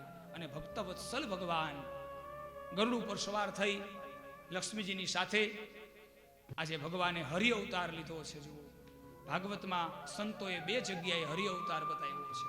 ભગવાનના 2 જગ્યાએ હરિ અવતાર થયા, અનેક અવતારો થયા. હરિ અવતાર એટલે પાપને હરી લે ને એનું નામ હરિ છે. હરણ કરી લે, મારા ને તમારા પાપનું હરણ કરી લે, એટલે માટે ભગવાનનું નામ છે હરિ. હરિ અવતાર 2 અવતાર ભગવાનના. હરિ અવતાર પહેલો જ્યારે ધ્રુવને દર્શન કરવા દેવા માટે આવ્યા ત્યારે, અને બીજો અવતાર આવતીકાલની કથામાં જ્યારે ગજેન્દ્રને મોક્ષ માટે ભગવાન પ્રગટ થશે, ગજેન્દ્રને દર્શન દેવા માટે આવશે, ત્યારે આ હરિ અવતાર ધારણ કરે. ભગવાન ગરુડ ઉપર સવાર થાય લક્ષ્મીજીની સાથે, બધા પાપમાંથી હરી લે ધ્રુવને અને દર્શન આપે. બહાર આવી ગયા, અંદર બેઠેલા ભગવાનની સાથે જોડાઈ ગયો છે તાર ધ્રુવનો. બહાર સાક્ષાત ભગવાન ઉભા છે. હે ધ્રુવ બેટા, જાગ, સમાધિમાંથી જાગ, હું તારા માટે આવી ગયો છું. તું જેને યાદ કરે છે એના માટે હું આવી ગયો છું. ધ્રુવ સાંભળતો નથી, બહારનો અવાજ નથી સંભળાતો. કારણ અત્ર તત્ર ને સર્વત્ર એવી ધૂન મચાવી છે આ 12 અક્ષરના મંત્રએ, ઓમ નમો ભગવતે વાસુદેવાય. ધ્રુવ નથી બોલતો સાહેબ, ધ્રુવનું હૃદય બોલે છે. ધ્રુવ નથી બોલતો, આજુબાજુમાં રહેલા વૃક્ષો બોલે છે, આજુબાજુમાં જે નિષ્ઠુર પથ્થર પડ્યા છે ને એ પથ્થરના માંથી અવાજ આવે છે, ઓમ નમો ભગવતે વાસુદેવાય. આ તાકાત છે ભક્તની, આ તાકાત છે. જુઓ, આ સંસારમાં ભક્તની એવી તાકાત છે, નિર્જીવને પણ સજીવ કરી દે આ તાકાત છે. ધ્રુવે મધુવનના પથ્થરોને સજીવન કર્યા, એમાંથી નીકળું ઓમ નમો ભગવતે વાસુદેવાય, ઓમ નમો ભગવતે વાસુદેવાય. સાહેબ તમે જુઓ, અને મહારાષ્ટ્રની અંદર જાનુબાઈ નામના એક ભક્ત થઈ ગયા, એના છાણામાંથી નીકળું વિઠ્ઠલ વિઠ્ઠલ વિઠ્ઠલ વિઠ્ઠલ. વિચાર કરો, જેના છાણા બોલ્યા, નિર્જીવ વસ્તુ ભગવાનનું આ આપ તપ, આ સાધના, જેનો સ્પર્શ થઈ જાય ને એ સજીવ થઈ જાય, માત્ર સ્પર્શ માત્રથી. એ ભક્ત જ્યાં ચાલે ને એ ભૂમિ ઉપર. એટલા માટે તો ભગવાન કૃષ્ણ, આગળની કથા છે 10મા સ્કંદની અંદર સુદામાની કથા છે. ભગવાન દ્વારકાધીશ ઉદ્ધવજીને કહે, હે ઉદ્ધવ, આ સુદામાને ચાલવા દે. જુઓ કેટલું બધું સાચવા સુદામાને, આખી કથા છે ને, આપણે જ્યારે કથા આવશે ત્યારે કરશું, પણ ખાલી સાર લઈ લે અત્યારે. કેટલા સાચવા સુદામાને, એટલા સાચવા, પણ જ્યારે વિદાય આપવાનો ટાઈમ થયો ને ત્યારે ઉદ્ધવ કહે, ભગવાન આટલા બધા સાચવા, હવે ગાડી તો મોકલો. એ સમયમાં ગાડી એટલે રથ, હવે મૂકવા માટે ગાડી તો મોકલો, રથ તો મોકલો. ત્યારે દ્વારકાધીશના શબ્દ યાદ કરો સાહેબ. દ્વારકાધીશ એમ કહે, ઉદ્ધવ, આ બ્રાહ્મણને ચાલવા દે, ચાલવા દે. કારણ આ બ્રાહ્મણ એટલો પવિત્ર છે, જે ભૂમિ ઉપર પગ મૂકશે ને ત્યાં કોઈ દી પાપ નહીં થાય, એટલો બધો પવિત્ર છે આ બ્રાહ્મણ. આને ચાલવા દે. આ તાકાત છે ભક્તની. અને આ ભક્તની તાકાત કોણ ઓળખી શકે? ભગવાન ઓળખી શકે. અને ભગવાનની તાકાત ભક્ત ઓળખી શકે. આ પરસ્પર પ્રેમ, પરસ્પર સંબંધ. હું ને તમે ભક્તને ન ઓળખી શકીએ, હું ને તમે ભગવાનને ન ઓળખી શકીએ. ભગવાનને ભક્ત ઓળખી શકે, ભક્તને ભગવાન ઓળખી શકે. એટલા માટે નિર્જીવ વસ્તુ પણ બોલી છે, ઓમ નમો ભગવતે વાસુદેવાય. એટલે ચારેય બાજુ મંત્ર ગુંજે છે. વચમાં ભગવાન બોલ્યા કે જાગૃત થા, હે ધ્રુવ જાગૃત થા. પણ ધ્રુવના કાનમાં એક જ શબ્દ સંભળાય છે, ઓમ નમો ભગવતે વાસુદેવાય. જો કાયિક, વાચિક અને માનસિક, આ 3 ભક્તિ ચાલે છે ધ્રુવની. 3 ભક્તિ. કઈ રીતે? તો કે શરીર એટલે કાયા, આ કાયિક ભગવાનને અર્પણ કરી દીધું છે. એને ખબર નથી હું ધ્રુવ છું, એ ભૂલી ગયો. એને ખબર નથી, કારણ કે સમાધિમાં છે. જ્યારે આપણે સૂતા હોય ને ત્યારે આપણને ખબર ન હોય હું કોણ છું. હું યાદ રાખજો, એટલા માટે એમ કીધું નિદ્રા સમાધિ સ્થિતિ. નિદ્રા છે ને, નિદ્રા એ અડધી સમાધિ જ છે, અડધું મૃત્યુ છે નિદ્રા. શું કામે? નિદ્રામાં માણસને કાંઈ ખબર નથી રહેતી. જુઓ, આપણે સમાધિ સુધી ન પહોંચી શકીએ તો કાંઈ નહીં, પણ સમાધિની અનુભૂતિ કરવી હોય તો નિદ્રા. તમને નિદ્રા આવે, તમને ખબર નથી તમે ક્યાં છો, તમને ખબર નથી તમે કોણ છો, સ્ત્રી પુરુષ, અરે સાહેબ, એવી ગાઢ નિંદ્રા આવી ગઈ હોય ને, બાજુમાં કોઈક અવાજ કરતો હોય ને તોય તમને સંભળાતો નથી. આ છે સમાધિની સ્થિતિ. આ સમાધિની સ્થિતિ છે. એનો એક અંશ નિંદ્રા, એને સમજી જાઓ એટલે સમાધિ સમજાય જાય. આ ધ્રુવની સમાધિ લાગી ગઈ છે. જુઓ, સંભળાતું નથી, સમજાતું નથી, કાંઈ શું બોલાય છે કાંઈ ખબર નથી. કાયા, આપણે કોણ છીએ ખબર ન પડે, સમજી લેવાનું. ભગવાનને કાયા અર્પણ કરી દીધી ધ્રુવજીએ. કાયી ક, પછી વાચિક, જે કાંઈ આપણી વાણી છે, ધ્રુવની વાણી છે, શું બોલે છે? ઓમ નમો ભગવતે વાસુદેવાય. કાયા અર્પણ, વાચા અર્પણ અને મન એ ભગવાનને અર્પણ કરી દીધું. કાયિક, વાચિક અને માનસિક, આ ત્રણે ત્રણ પરમાત્માને અર્પણ થયા. હવે તો ધ્રુવ ભક્તિમાં મશગુલ થયો છે. પરમાત્માને બધું અર્પણ કરી દીધું. એટલા માટે સંભળાતું નથી, ભગવાનનો અવાજ નથી સંભળાતો. ત્યારે લક્ષ્મીજીએ કહ્યું કે હે ભગવાન, આ તમારો ભક્ત છે ને, એ અંદર બેઠેલી મૂર્તિની સાથે જોડાણ થઈ ગયું છે, એની સાથે એકતાર લાગી ગયો છે. હવે તો ધ્રુવને જગાડવા માટે એક જ કામ થાય. કયું? તો કે એની સમાધિ તોડવી પડે. તો કોઈ નિંદ્રામાં સૂતો હોય એને જગાડવો પડે, તો એને ખ્યાલ આવે કે આ સંસાર શું છે. નિંદ્રામાં તો સંસાર ભૂલાઈ જાય, નિંદ્રામાં કાંઈ ન યાદ આવે. એમ સમાધિ તોડો ભગવાન. ભગવાન કહે કઈ રીતે સમાધિ તૂટે? તો કે હૃદયમાં જેની હારે સમાધિ લાગી છે ને, જે મૂર્તિ હારે આત્મારૂપી પરમાત્માની સાથે જે મૂર્તિની સાથે સંબંધ બાંધ્યો, એ મૂર્તિને ખેંચો. જુઓ તો ખરા ભગવાનની યોગ શક્તિ તો કેવી છે. જુઓ, આપણામાંથી પ્રાણ ખેંચાઈ જાય. ભગવાન એમ કહે આપણે અત્યારે સજીવ છીએ. જુઓ, આપણે બધા હાલતા ચાલતા બેઠતા ઉઠતા બોલતા, અત્યારે જ આ જ ક્ષણે આપણામાંથી પ્રાણ વયા જાય. એ તત્વોને ભગવાન ખેંચી લે એટલે આપણે હાલતા ચાલતા બંધ થઈ જાય, બોલતા બંધ થઈ જાય, કામ કરતા બંધ થઈ જાય અને આપણે નિર્જીવ થઈ જાય. સજીવમાંથી નિર્જીવ, આ બોડી થઈ જાય. આપણું આ શરીર છે ને, બોડી કેવા લાગે બધા, એ બોડી થઈ જાય. એક હોય નામ, અત્યારે આપણું નામ હોય, પછી આપણા નામની નનામી થઈ જાય. નનામની ઉપર આપણે બેસીને સવાર થવાનું હોય. આ પરિસ્થિતિ. પણ ભગવાનની યોગ શક્તિ કેવી? ભગવાન એમ કહે કે જેને ભગવાન ઓળખાઈ જાય ને, એને મૃત્યુનો ભય હોતો નથી. સામે ભગવાન આવે અને ભગવાન એમ કહે ને કે હું તારો પ્રાણ લેવા માટે આવ્યો છું, યમ રાજા એમ કહે ને હું તારો પ્રાણ લેવા માટે આવ્યો છું, તો એ નીડર હોય છે, એ નિષ્ફિકર હોય છે. કારણ એને એટલી ભક્તિ ભેગી કરી લીધી છે કે એને હવે કોઈ ચિંતા નથી. એટલું ભજન ભેગું કર્યું છે. એટલા માટે ભક્તિનું ભાથું, આપણે કહીએ ને ભક્તિનું ભાથું ભેગું કરો. કારણ અંત સમયે ભક્તિનું ભાથું શેમાં કામ આવે છે? મૃત્યુના સમયે ડર નથી લાગતો ત્યારે કામ આવે છે. જો મૃત્યુના સમયે ડર ન લાગે, બાકી તો મૃત્યુ બધાને ડરાવે છે, બધાને ડરાવે છે. પણ મહાપુરુષોને મૃત્યુનો ડર નથી, કારણ એ ડરથી મુક્ત થઈ ગયા, ભક્તિનું ભાથું ભેગું કરી લીધું. એટલા માટે મારા તમારા જીવનમાં ધ્રુવ ચરિત્રની કથા બતાવી. સમાધિ ગઈ, ભગવાનને યાદ કર્યા, ધ્રુવજીને જાગો, પણ ન જાગ્યા. ત્યારે અંદર રહેલી મૂર્તિ એને યોગ શક્તિ દ્વારા ભગવાને ખેંચી. તો બહેનું શું?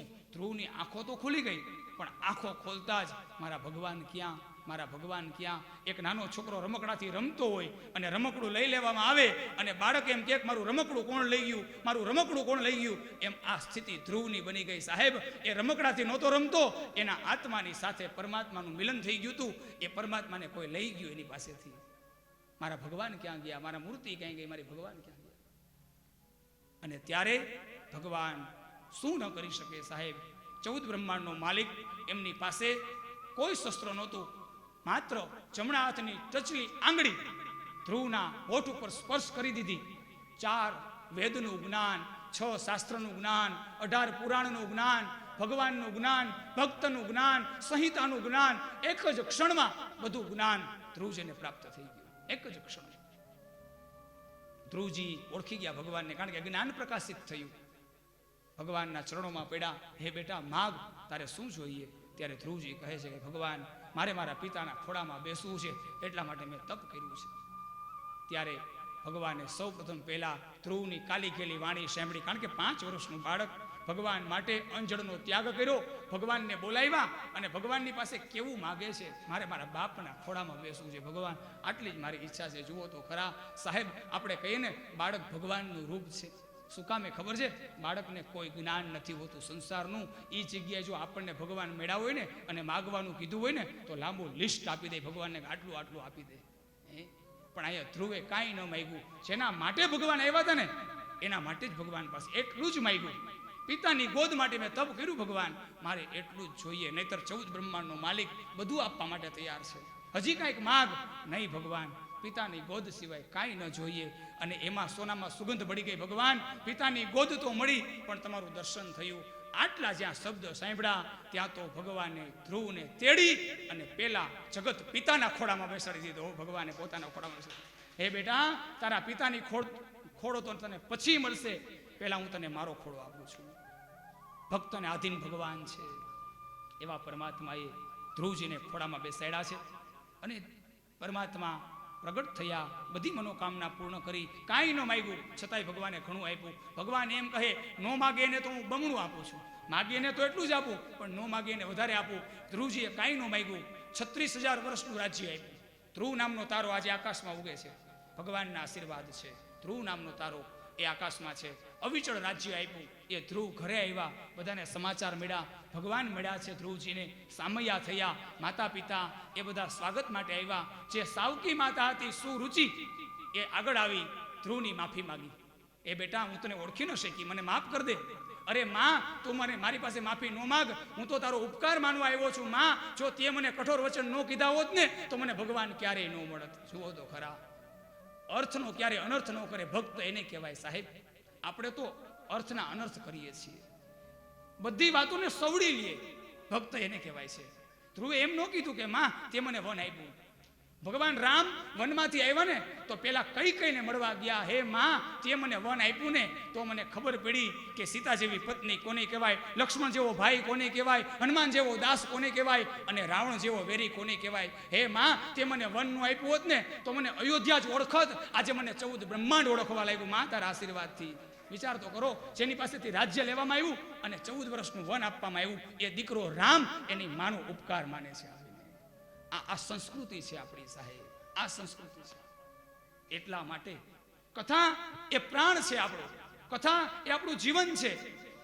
મારા ને તમારા જીવનમાં કથા વણાઈ જાય ને તો ભાઈ ભાઈ પ્રિય લાગવા માંડે, મિત્ર મિત્ર પ્રિય લાગવા માંડે, સ્વાર્થની પ્રીતિ હટી જાય, આનંદની અનુભૂતિ થવા લાગે. આ કથા મને તમને કેટલું આપે છે, કેટલું આપે છે. એટલા માટે ભગવાનની કથા મને તમને ધ્રુવ ચરિત્રની કથા બતાવે છે કે ક્યારેય પણ હું અને તમે ભગવાન માટે આગળ વધતા હોય, ગમે એવી આપત્તિ આવે, ગમે એવું દુઃખ આવે, કોઈ દિવસ ચિંતા ન કરીએ, કોઈ દિવસ હિંમત ન હારીએ. કારણ આપણે ભગવાનનું કાર્ય, બસ શરત એટલી છે, આપણે સાચા હોવા જોઈએ. આટલી શરત છે.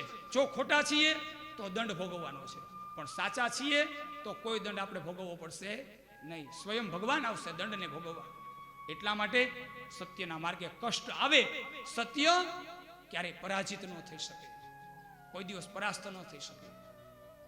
પરેશાન થાય સત્ય, એને દુઃખ આવે, પણ પરાજિત ન થાય. એ ક્યારેય એનો વિજય જ છે. સત્યમેવ જયતે, છેલ્લે સત્યનો વિજય છે. એટલા માટે મારા તમારા જીવનમાં ભગવાનની કથા સાંભળ્યા પછી જ્યારે ભગવાનનું કાર્ય કરવા માટે નીકળીએ આપણે કોઈ, ત્યારે સંસાર ગમે તે વાતો કરે એનાથી ડરવાનું નથી, ગમે તેવો કોઈ મેણા મારે એનાથી ડરવાનું નથી. આપણે ભગવાનની ભક્તિ મૂકવાની નથી, ભગવાનને ક્યારેય છોડવાનું નથી. એવી કથા ધ્રુવ ચરિત્રની કથા બતાવી. અને એના વંશની અંદર વેન નામે રાજા થયા, અને વેન રાજાના શરીરનું મનોમંથન કરવામાં આવ્યું, અને એમાંથી એક ભગવાનનું પ્રાગટ્ય થયું.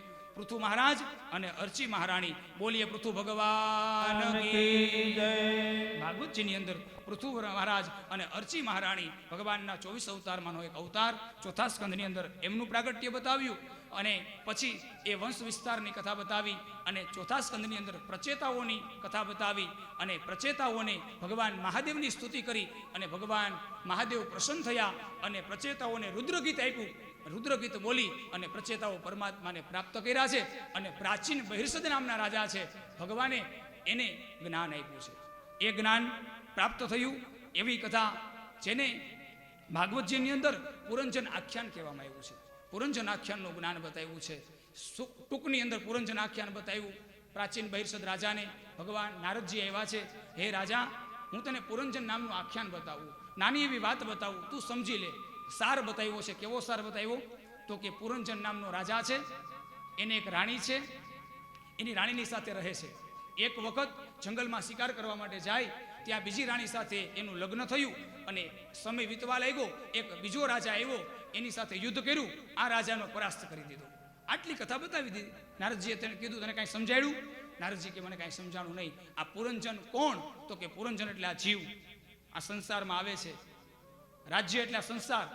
એક પત્ની સાથે લગ્ન થાય, કોણ? તો કે પહેલું લગ્ન બુદ્ધિ સાથે થાય છે. આ જીવનું પહેલું લગ્ન બુદ્ધિ સાથે થાય છે. સમય વીતવા લાગે, યુવાની થાય એટલે બીજી પત્ની, ગ્રહસ્થની પત્ની હોય એ. પણ અહીંયા ગ્રહસ્થની વાત નથી, અહીંયા આધ્યાત્મિક વાત છે. પહેલું લગ્ન બુદ્ધિ સાથે અને બીજું લગ્ન જરા નામની પત્ની, કોણ? તો કે ગઢપણ સાથે. બીજું લગ્ન ગઢપણ સાથે થાય એટલે ગઢપણ આવે છે. પહેલા બુદ્ધિ આવે આપણામાં, યુવાની આવે અને એક સમયે ગઢપણ આવે. પછી શું થાય? જ્યારે ગઢપણ આવે ને ત્યારે એક રાજા બીજો ચડાઈ કરવા આવે. ચંડવેગ નામનો રાજા ચડાઈ કરે, આપણી ઉપર યુદ્ધ કરે. એ કોણ? તો કે સ્વયં કાળ, યમના દૂતો આપણી સાથે યુદ્ધ કરવા આવે. ગઢપણ આવે ને ત્યારે, છેલ્લો સમય હોય ને ત્યારે.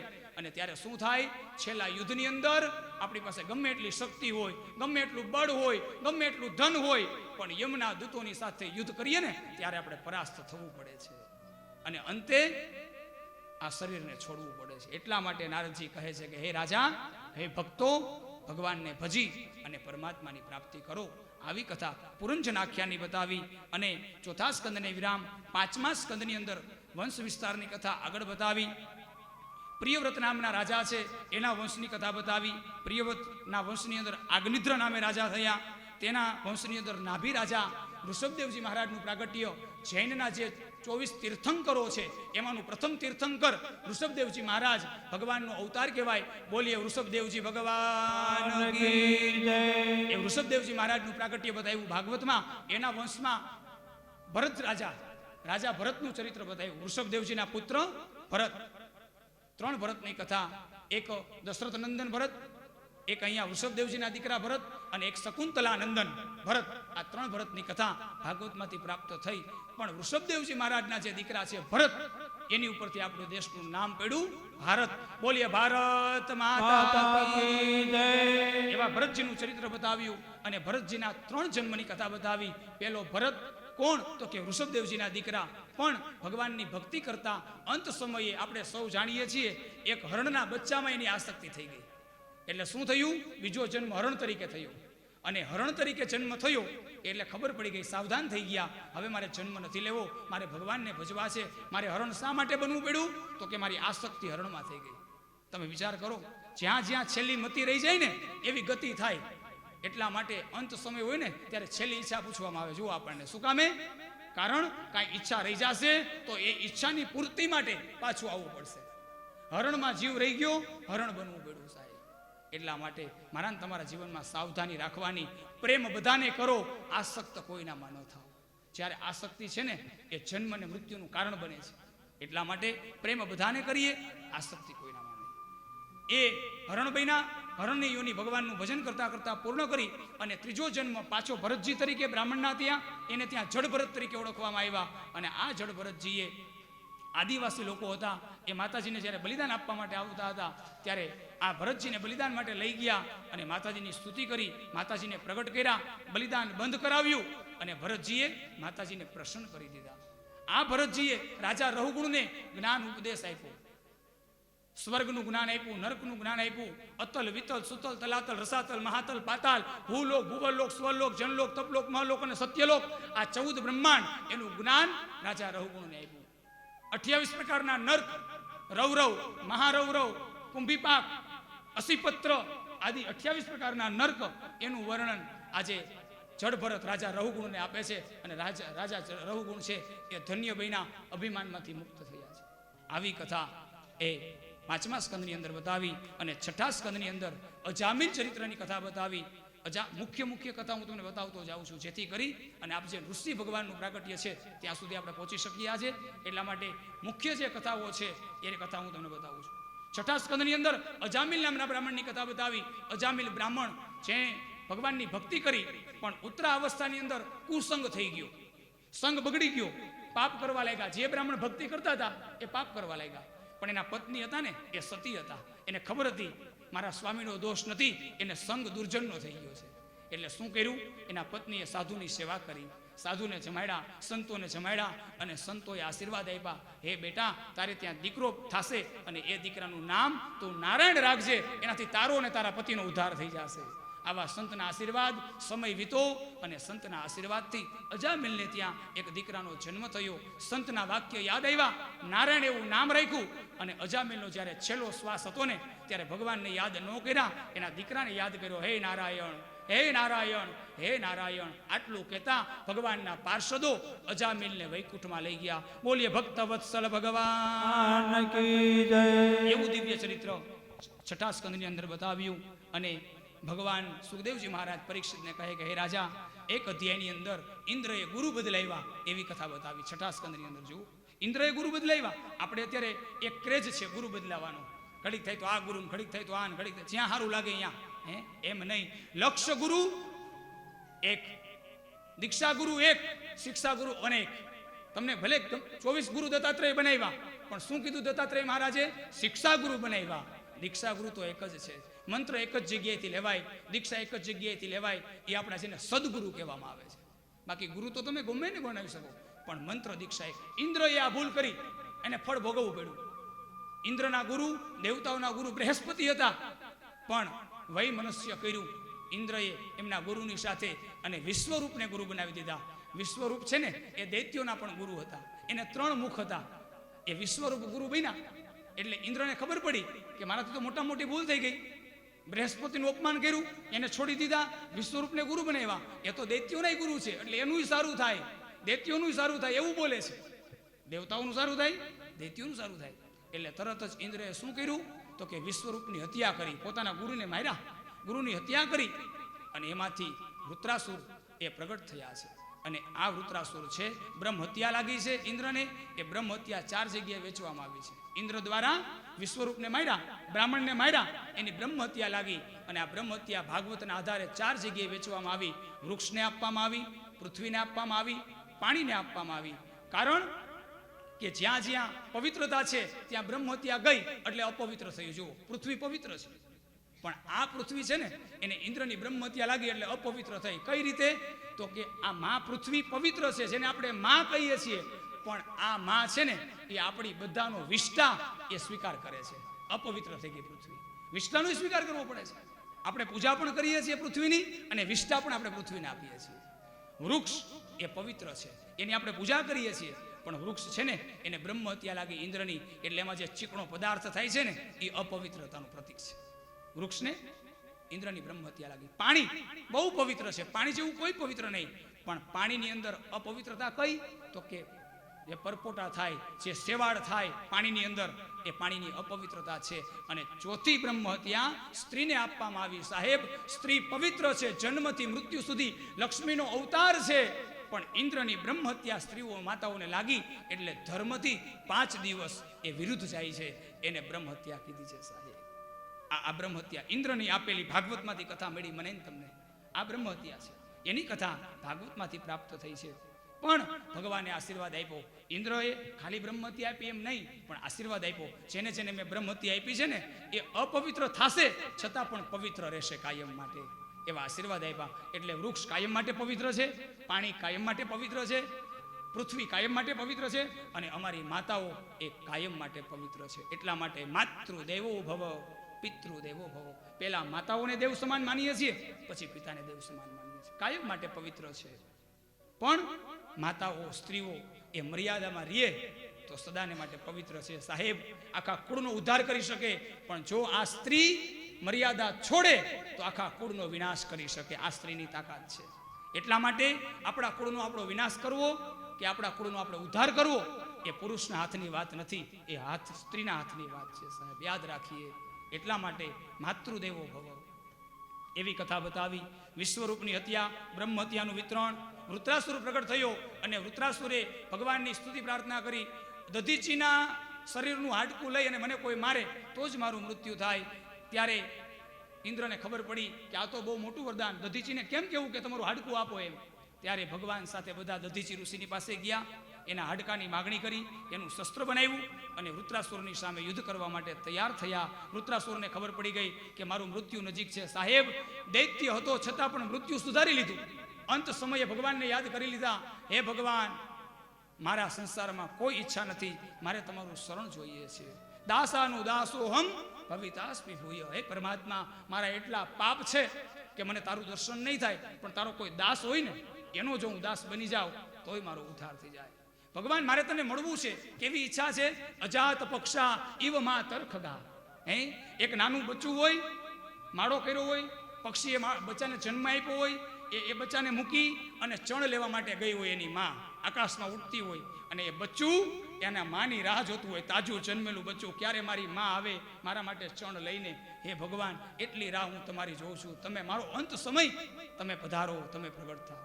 એક ગાય હોય, તાજા વાછરડાને જન્મ આપ્યો હોય, ગાય ઘાસ ચરવા માટે ગઈ હોય, વાછરડું એકલું ઘરે હોય, સાંજનો સમય થાય, ગૌધુલિક સમય થાય, અને ગાય આવતી હોય, અને જે વાછરડાને મળવાની ઈચ્છા હોય ને ગાયને, અને ગાયને જે વાછરડાને મળવાની ઈચ્છા હોય ને ભગવાન, એ ઈચ્છા મારા હૃદયમાં પ્રગટ થઈ છે. વૃત્રાસુર નામનો દૈત્ય પાપી હોવા છતાંય આવી સ્તુતિ દ્વારા ભગવાનને પ્રાપ્ત કરી લીધા. બોલીએ ભક્ત વત્સલ ભગવાન કી જય. એવી કથા બતાવી. અને હવે 7મા સ્કંદની અંદર ઋષિ ભગવાનનું પ્રાગટ્ય બતાવ્યું, પ્રહલાદજીની કથા બતાવી છે. હિરણ્યાક્ષ અને હિરણ્યકશિપુ આ બે ભાઈઓ છે. જય વિજયનો અવતાર, આ જય વિજયનો અવતાર હિરણ્યાક્ષ અને હિરણ્યકશિપુ છે. એમાં હિરણ્યકશિપુ છે તેને ત્યાં પ્રહલાદનો જન્મ થાય. આપણે સૌ જાણીએ છીએ પ્રહલાદ ભગવાનના ભક્ત છે. અનેક રીતે મારવાની કોશિશ કરી પિતાએ, પણ બધી જગ્યાએ ભગવાને રક્ષા કરી. અંતે એક લોખંડનો સ્તંભ, એમાં અગ્નિ મૂકવામાં આવ્યો અને પ્રહલાદજીને બોલાવવામાં આવ્યા. આમાં તારા ભગવાન છે? પ્રહલાદજી કે હા, આમાં પણ મારા ભગવાન છે. જ્યારે સ્તંભની અંદર ભગવાન છે એમ પ્રહલાદજીને કીધું તો યાજ્ઞા કરી પ્રહલાદજીને કે તો આ સ્તંભને ભેટી જા, તો હું માનું કે આમાં ભગવાન છે. એક બાજુ હિરણ્યકશિપુ ગદા લઈને ઊભા છે કે કદાચ આ સ્તંભમાંથી મારો દીકરો બચી જાય તો હું ગદાનો પ્રહાર કરી અને મારા હાથેથી જ મારા દીકરાને મૃત્યુ આપીશ. આટલી તૈયારી છે પ્રહલાદને મારવા માટેની. અને પ્રહલાદજી ભગવાનનું સ્મરણ કર્યું. પરમાત્મા અત્ર તત્ર ને સર્વત્ર, બધી જગ્યાએ તમે છો, જડમાં તમે છો, ચેતનમાં તમે છો, તમે બધી મારી રક્ષા કરી છે. આવો દ્રઢ વિશ્વાસ, દ્રઢ સંકલ્પ, શ્રદ્ધા, એનાથી એ સ્તંભને ભેટવા માટે જાય. સાહેબ, જેવા સ્તંભ પાસે ભગવાન પહોંચે, પ્રહલાદજી સ્તંભ ફાટે અને એમાંથી ભગવાન પ્રગટ થાય. બોલીએ ઋષિ નારાયણ ભગવાન.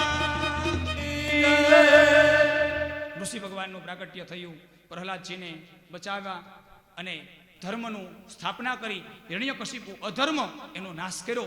ભગવાન જ્યારે આવે ત્યારે ધર્મની સ્થાપના થાય, અધર્મનો નાશ થાય. એટલા માટે જ ભગવાન આવે છે. ભગવાનનો અવતાર યદા યદા હિ ધર્મસ્ય ગ્લાનિર્ભવતિ ભારત અભ્યુત્થાનમ ધર્મસ્ય તદાત્માનાં સુજા પરિત્રાણાય સાધુનામ. કોઈ પણ જ્યારે કોઈ પણ યુગમાં ભગવાન કે હું આવીશ, જ્યારે અધર્મ વધશે ત્યારે હું આવીશ ધર્મની સ્થાપના કરવા માટે. એટલા માટે ધર્મ સાથે આપણે રહેવાનું હોય કાયમ માટે. જો આપણે ધર્મ સાથે હોય તો ભગવાન આપણી સાથે હોય, અધર્મમાં હોય તો ભગવાન આપણી સામે હોય, ધર્મ સાથે હોય તો ધર્મમાં ભગવાન આપણી સાથે હોય. કાં ભગવાન સામે વિરુદ્ધ અને કાં મિત્ર. આપણે નક્કી કરવાનું ભગવાનને મિત્ર બનાવવા કે ભગવાનને શત્રુ બનાવવા. હે પરમાત્મા, સદાને માટે અમે ધર્મનિષ્ઠ રહીએ, તમારી સાથે જ રહીએ, એવી પ્રાર્થના સાથે પ્રહલાદને ભગવાને દર્શન આપ્યું. એવું જ દર્શન અમારા જીવનમાં પણ ભગવાન જડ ચેતનમાં અમે કરી શકીએ એવી અમને દ્રષ્ટિ આપજો, એવી તમારા ચરણોમાં પ્રાર્થના.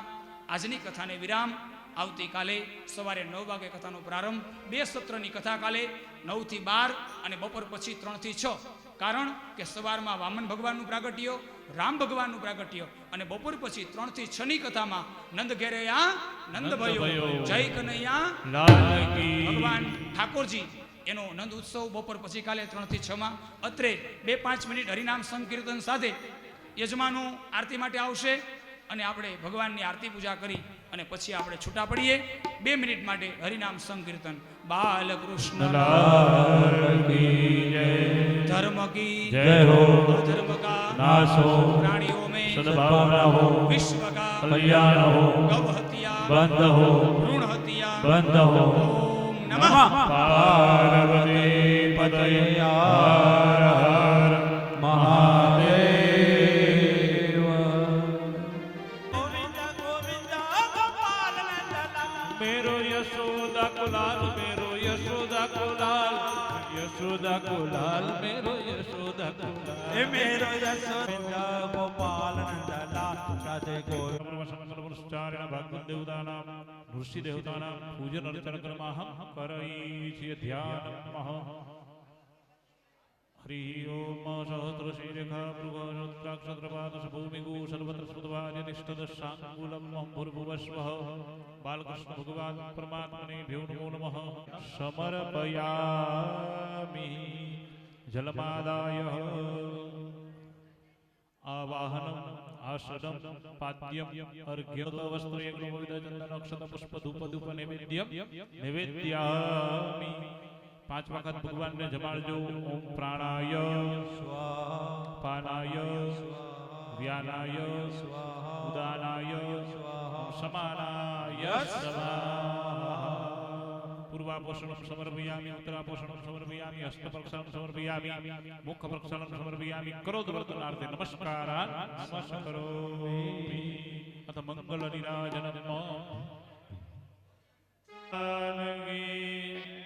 दीवड़ा जगमग जगमग थाय दीवड़ा जगमग जगमग थाय आरती तुलसी भगवाननी थाय दीवड़ा जगमग जगमग थाय आरती नरसिंह भगवाननी थाय दीवड़ा जगमग जगमग थाय हे प्रभु अमे लायवा छी फूलडाना हे प्रभु अमे लाव्या છે ફૂલડાના हे प्रभु तमे पेरो तो आनंद थाय दीवड़ा जगमग जगमग थाय हे प्रभु તમે પેરો તો આનંદ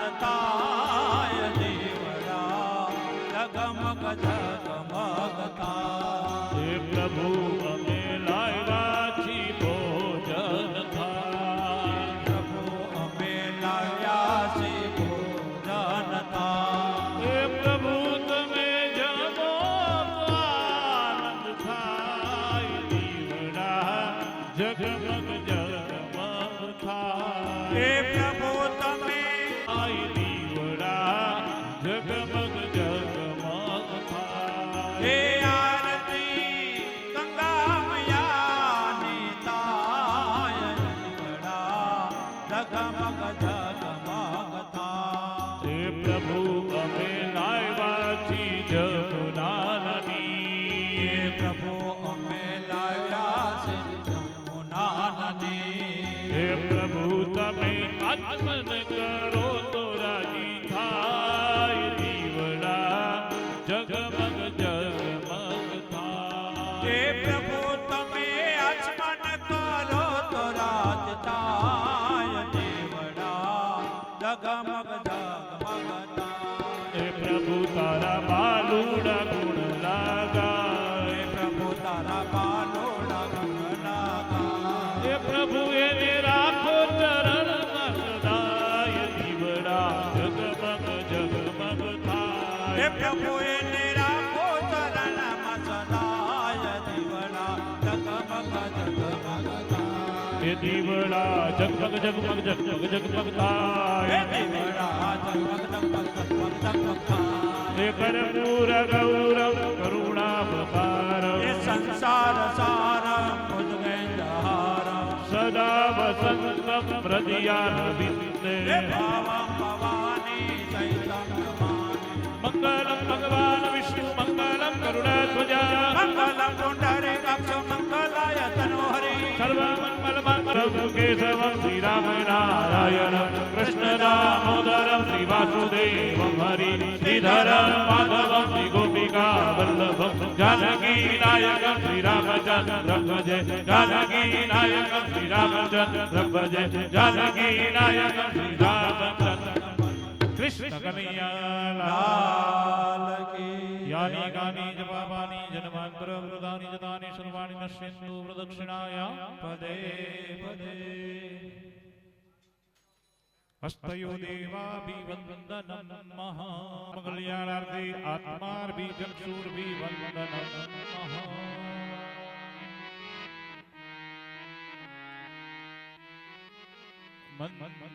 मंत्रपुष्पाञ्जलिं गृहीत्वा क्लिष्टे हृदय कमल मध्य देवहर्षन्तनोऽस्तु विद्या बुद्धिधनेश्वर्य पौत्र पौत्रादि संपद पुष्पांजलि प्रदानेन देहि मे वाञ्छितं फलम् क्षमापणं मह आवाहनं न जानामि तवार्चनं पूजाञ्चैव न जानामि क्षमस्व परमेश्वरम् मंत्रहीनं क्रियाहीनं भक्तिहीनं सुरेश्वर यज्पूजितं मया देवं परिपूर्णं तदस्तु मे गतं पापं गतं दुःखं गतं दारिद्र्यमेव च आगता सुख सम्पत्ति पुण्योऽहं तव दर्शनं जलमादाय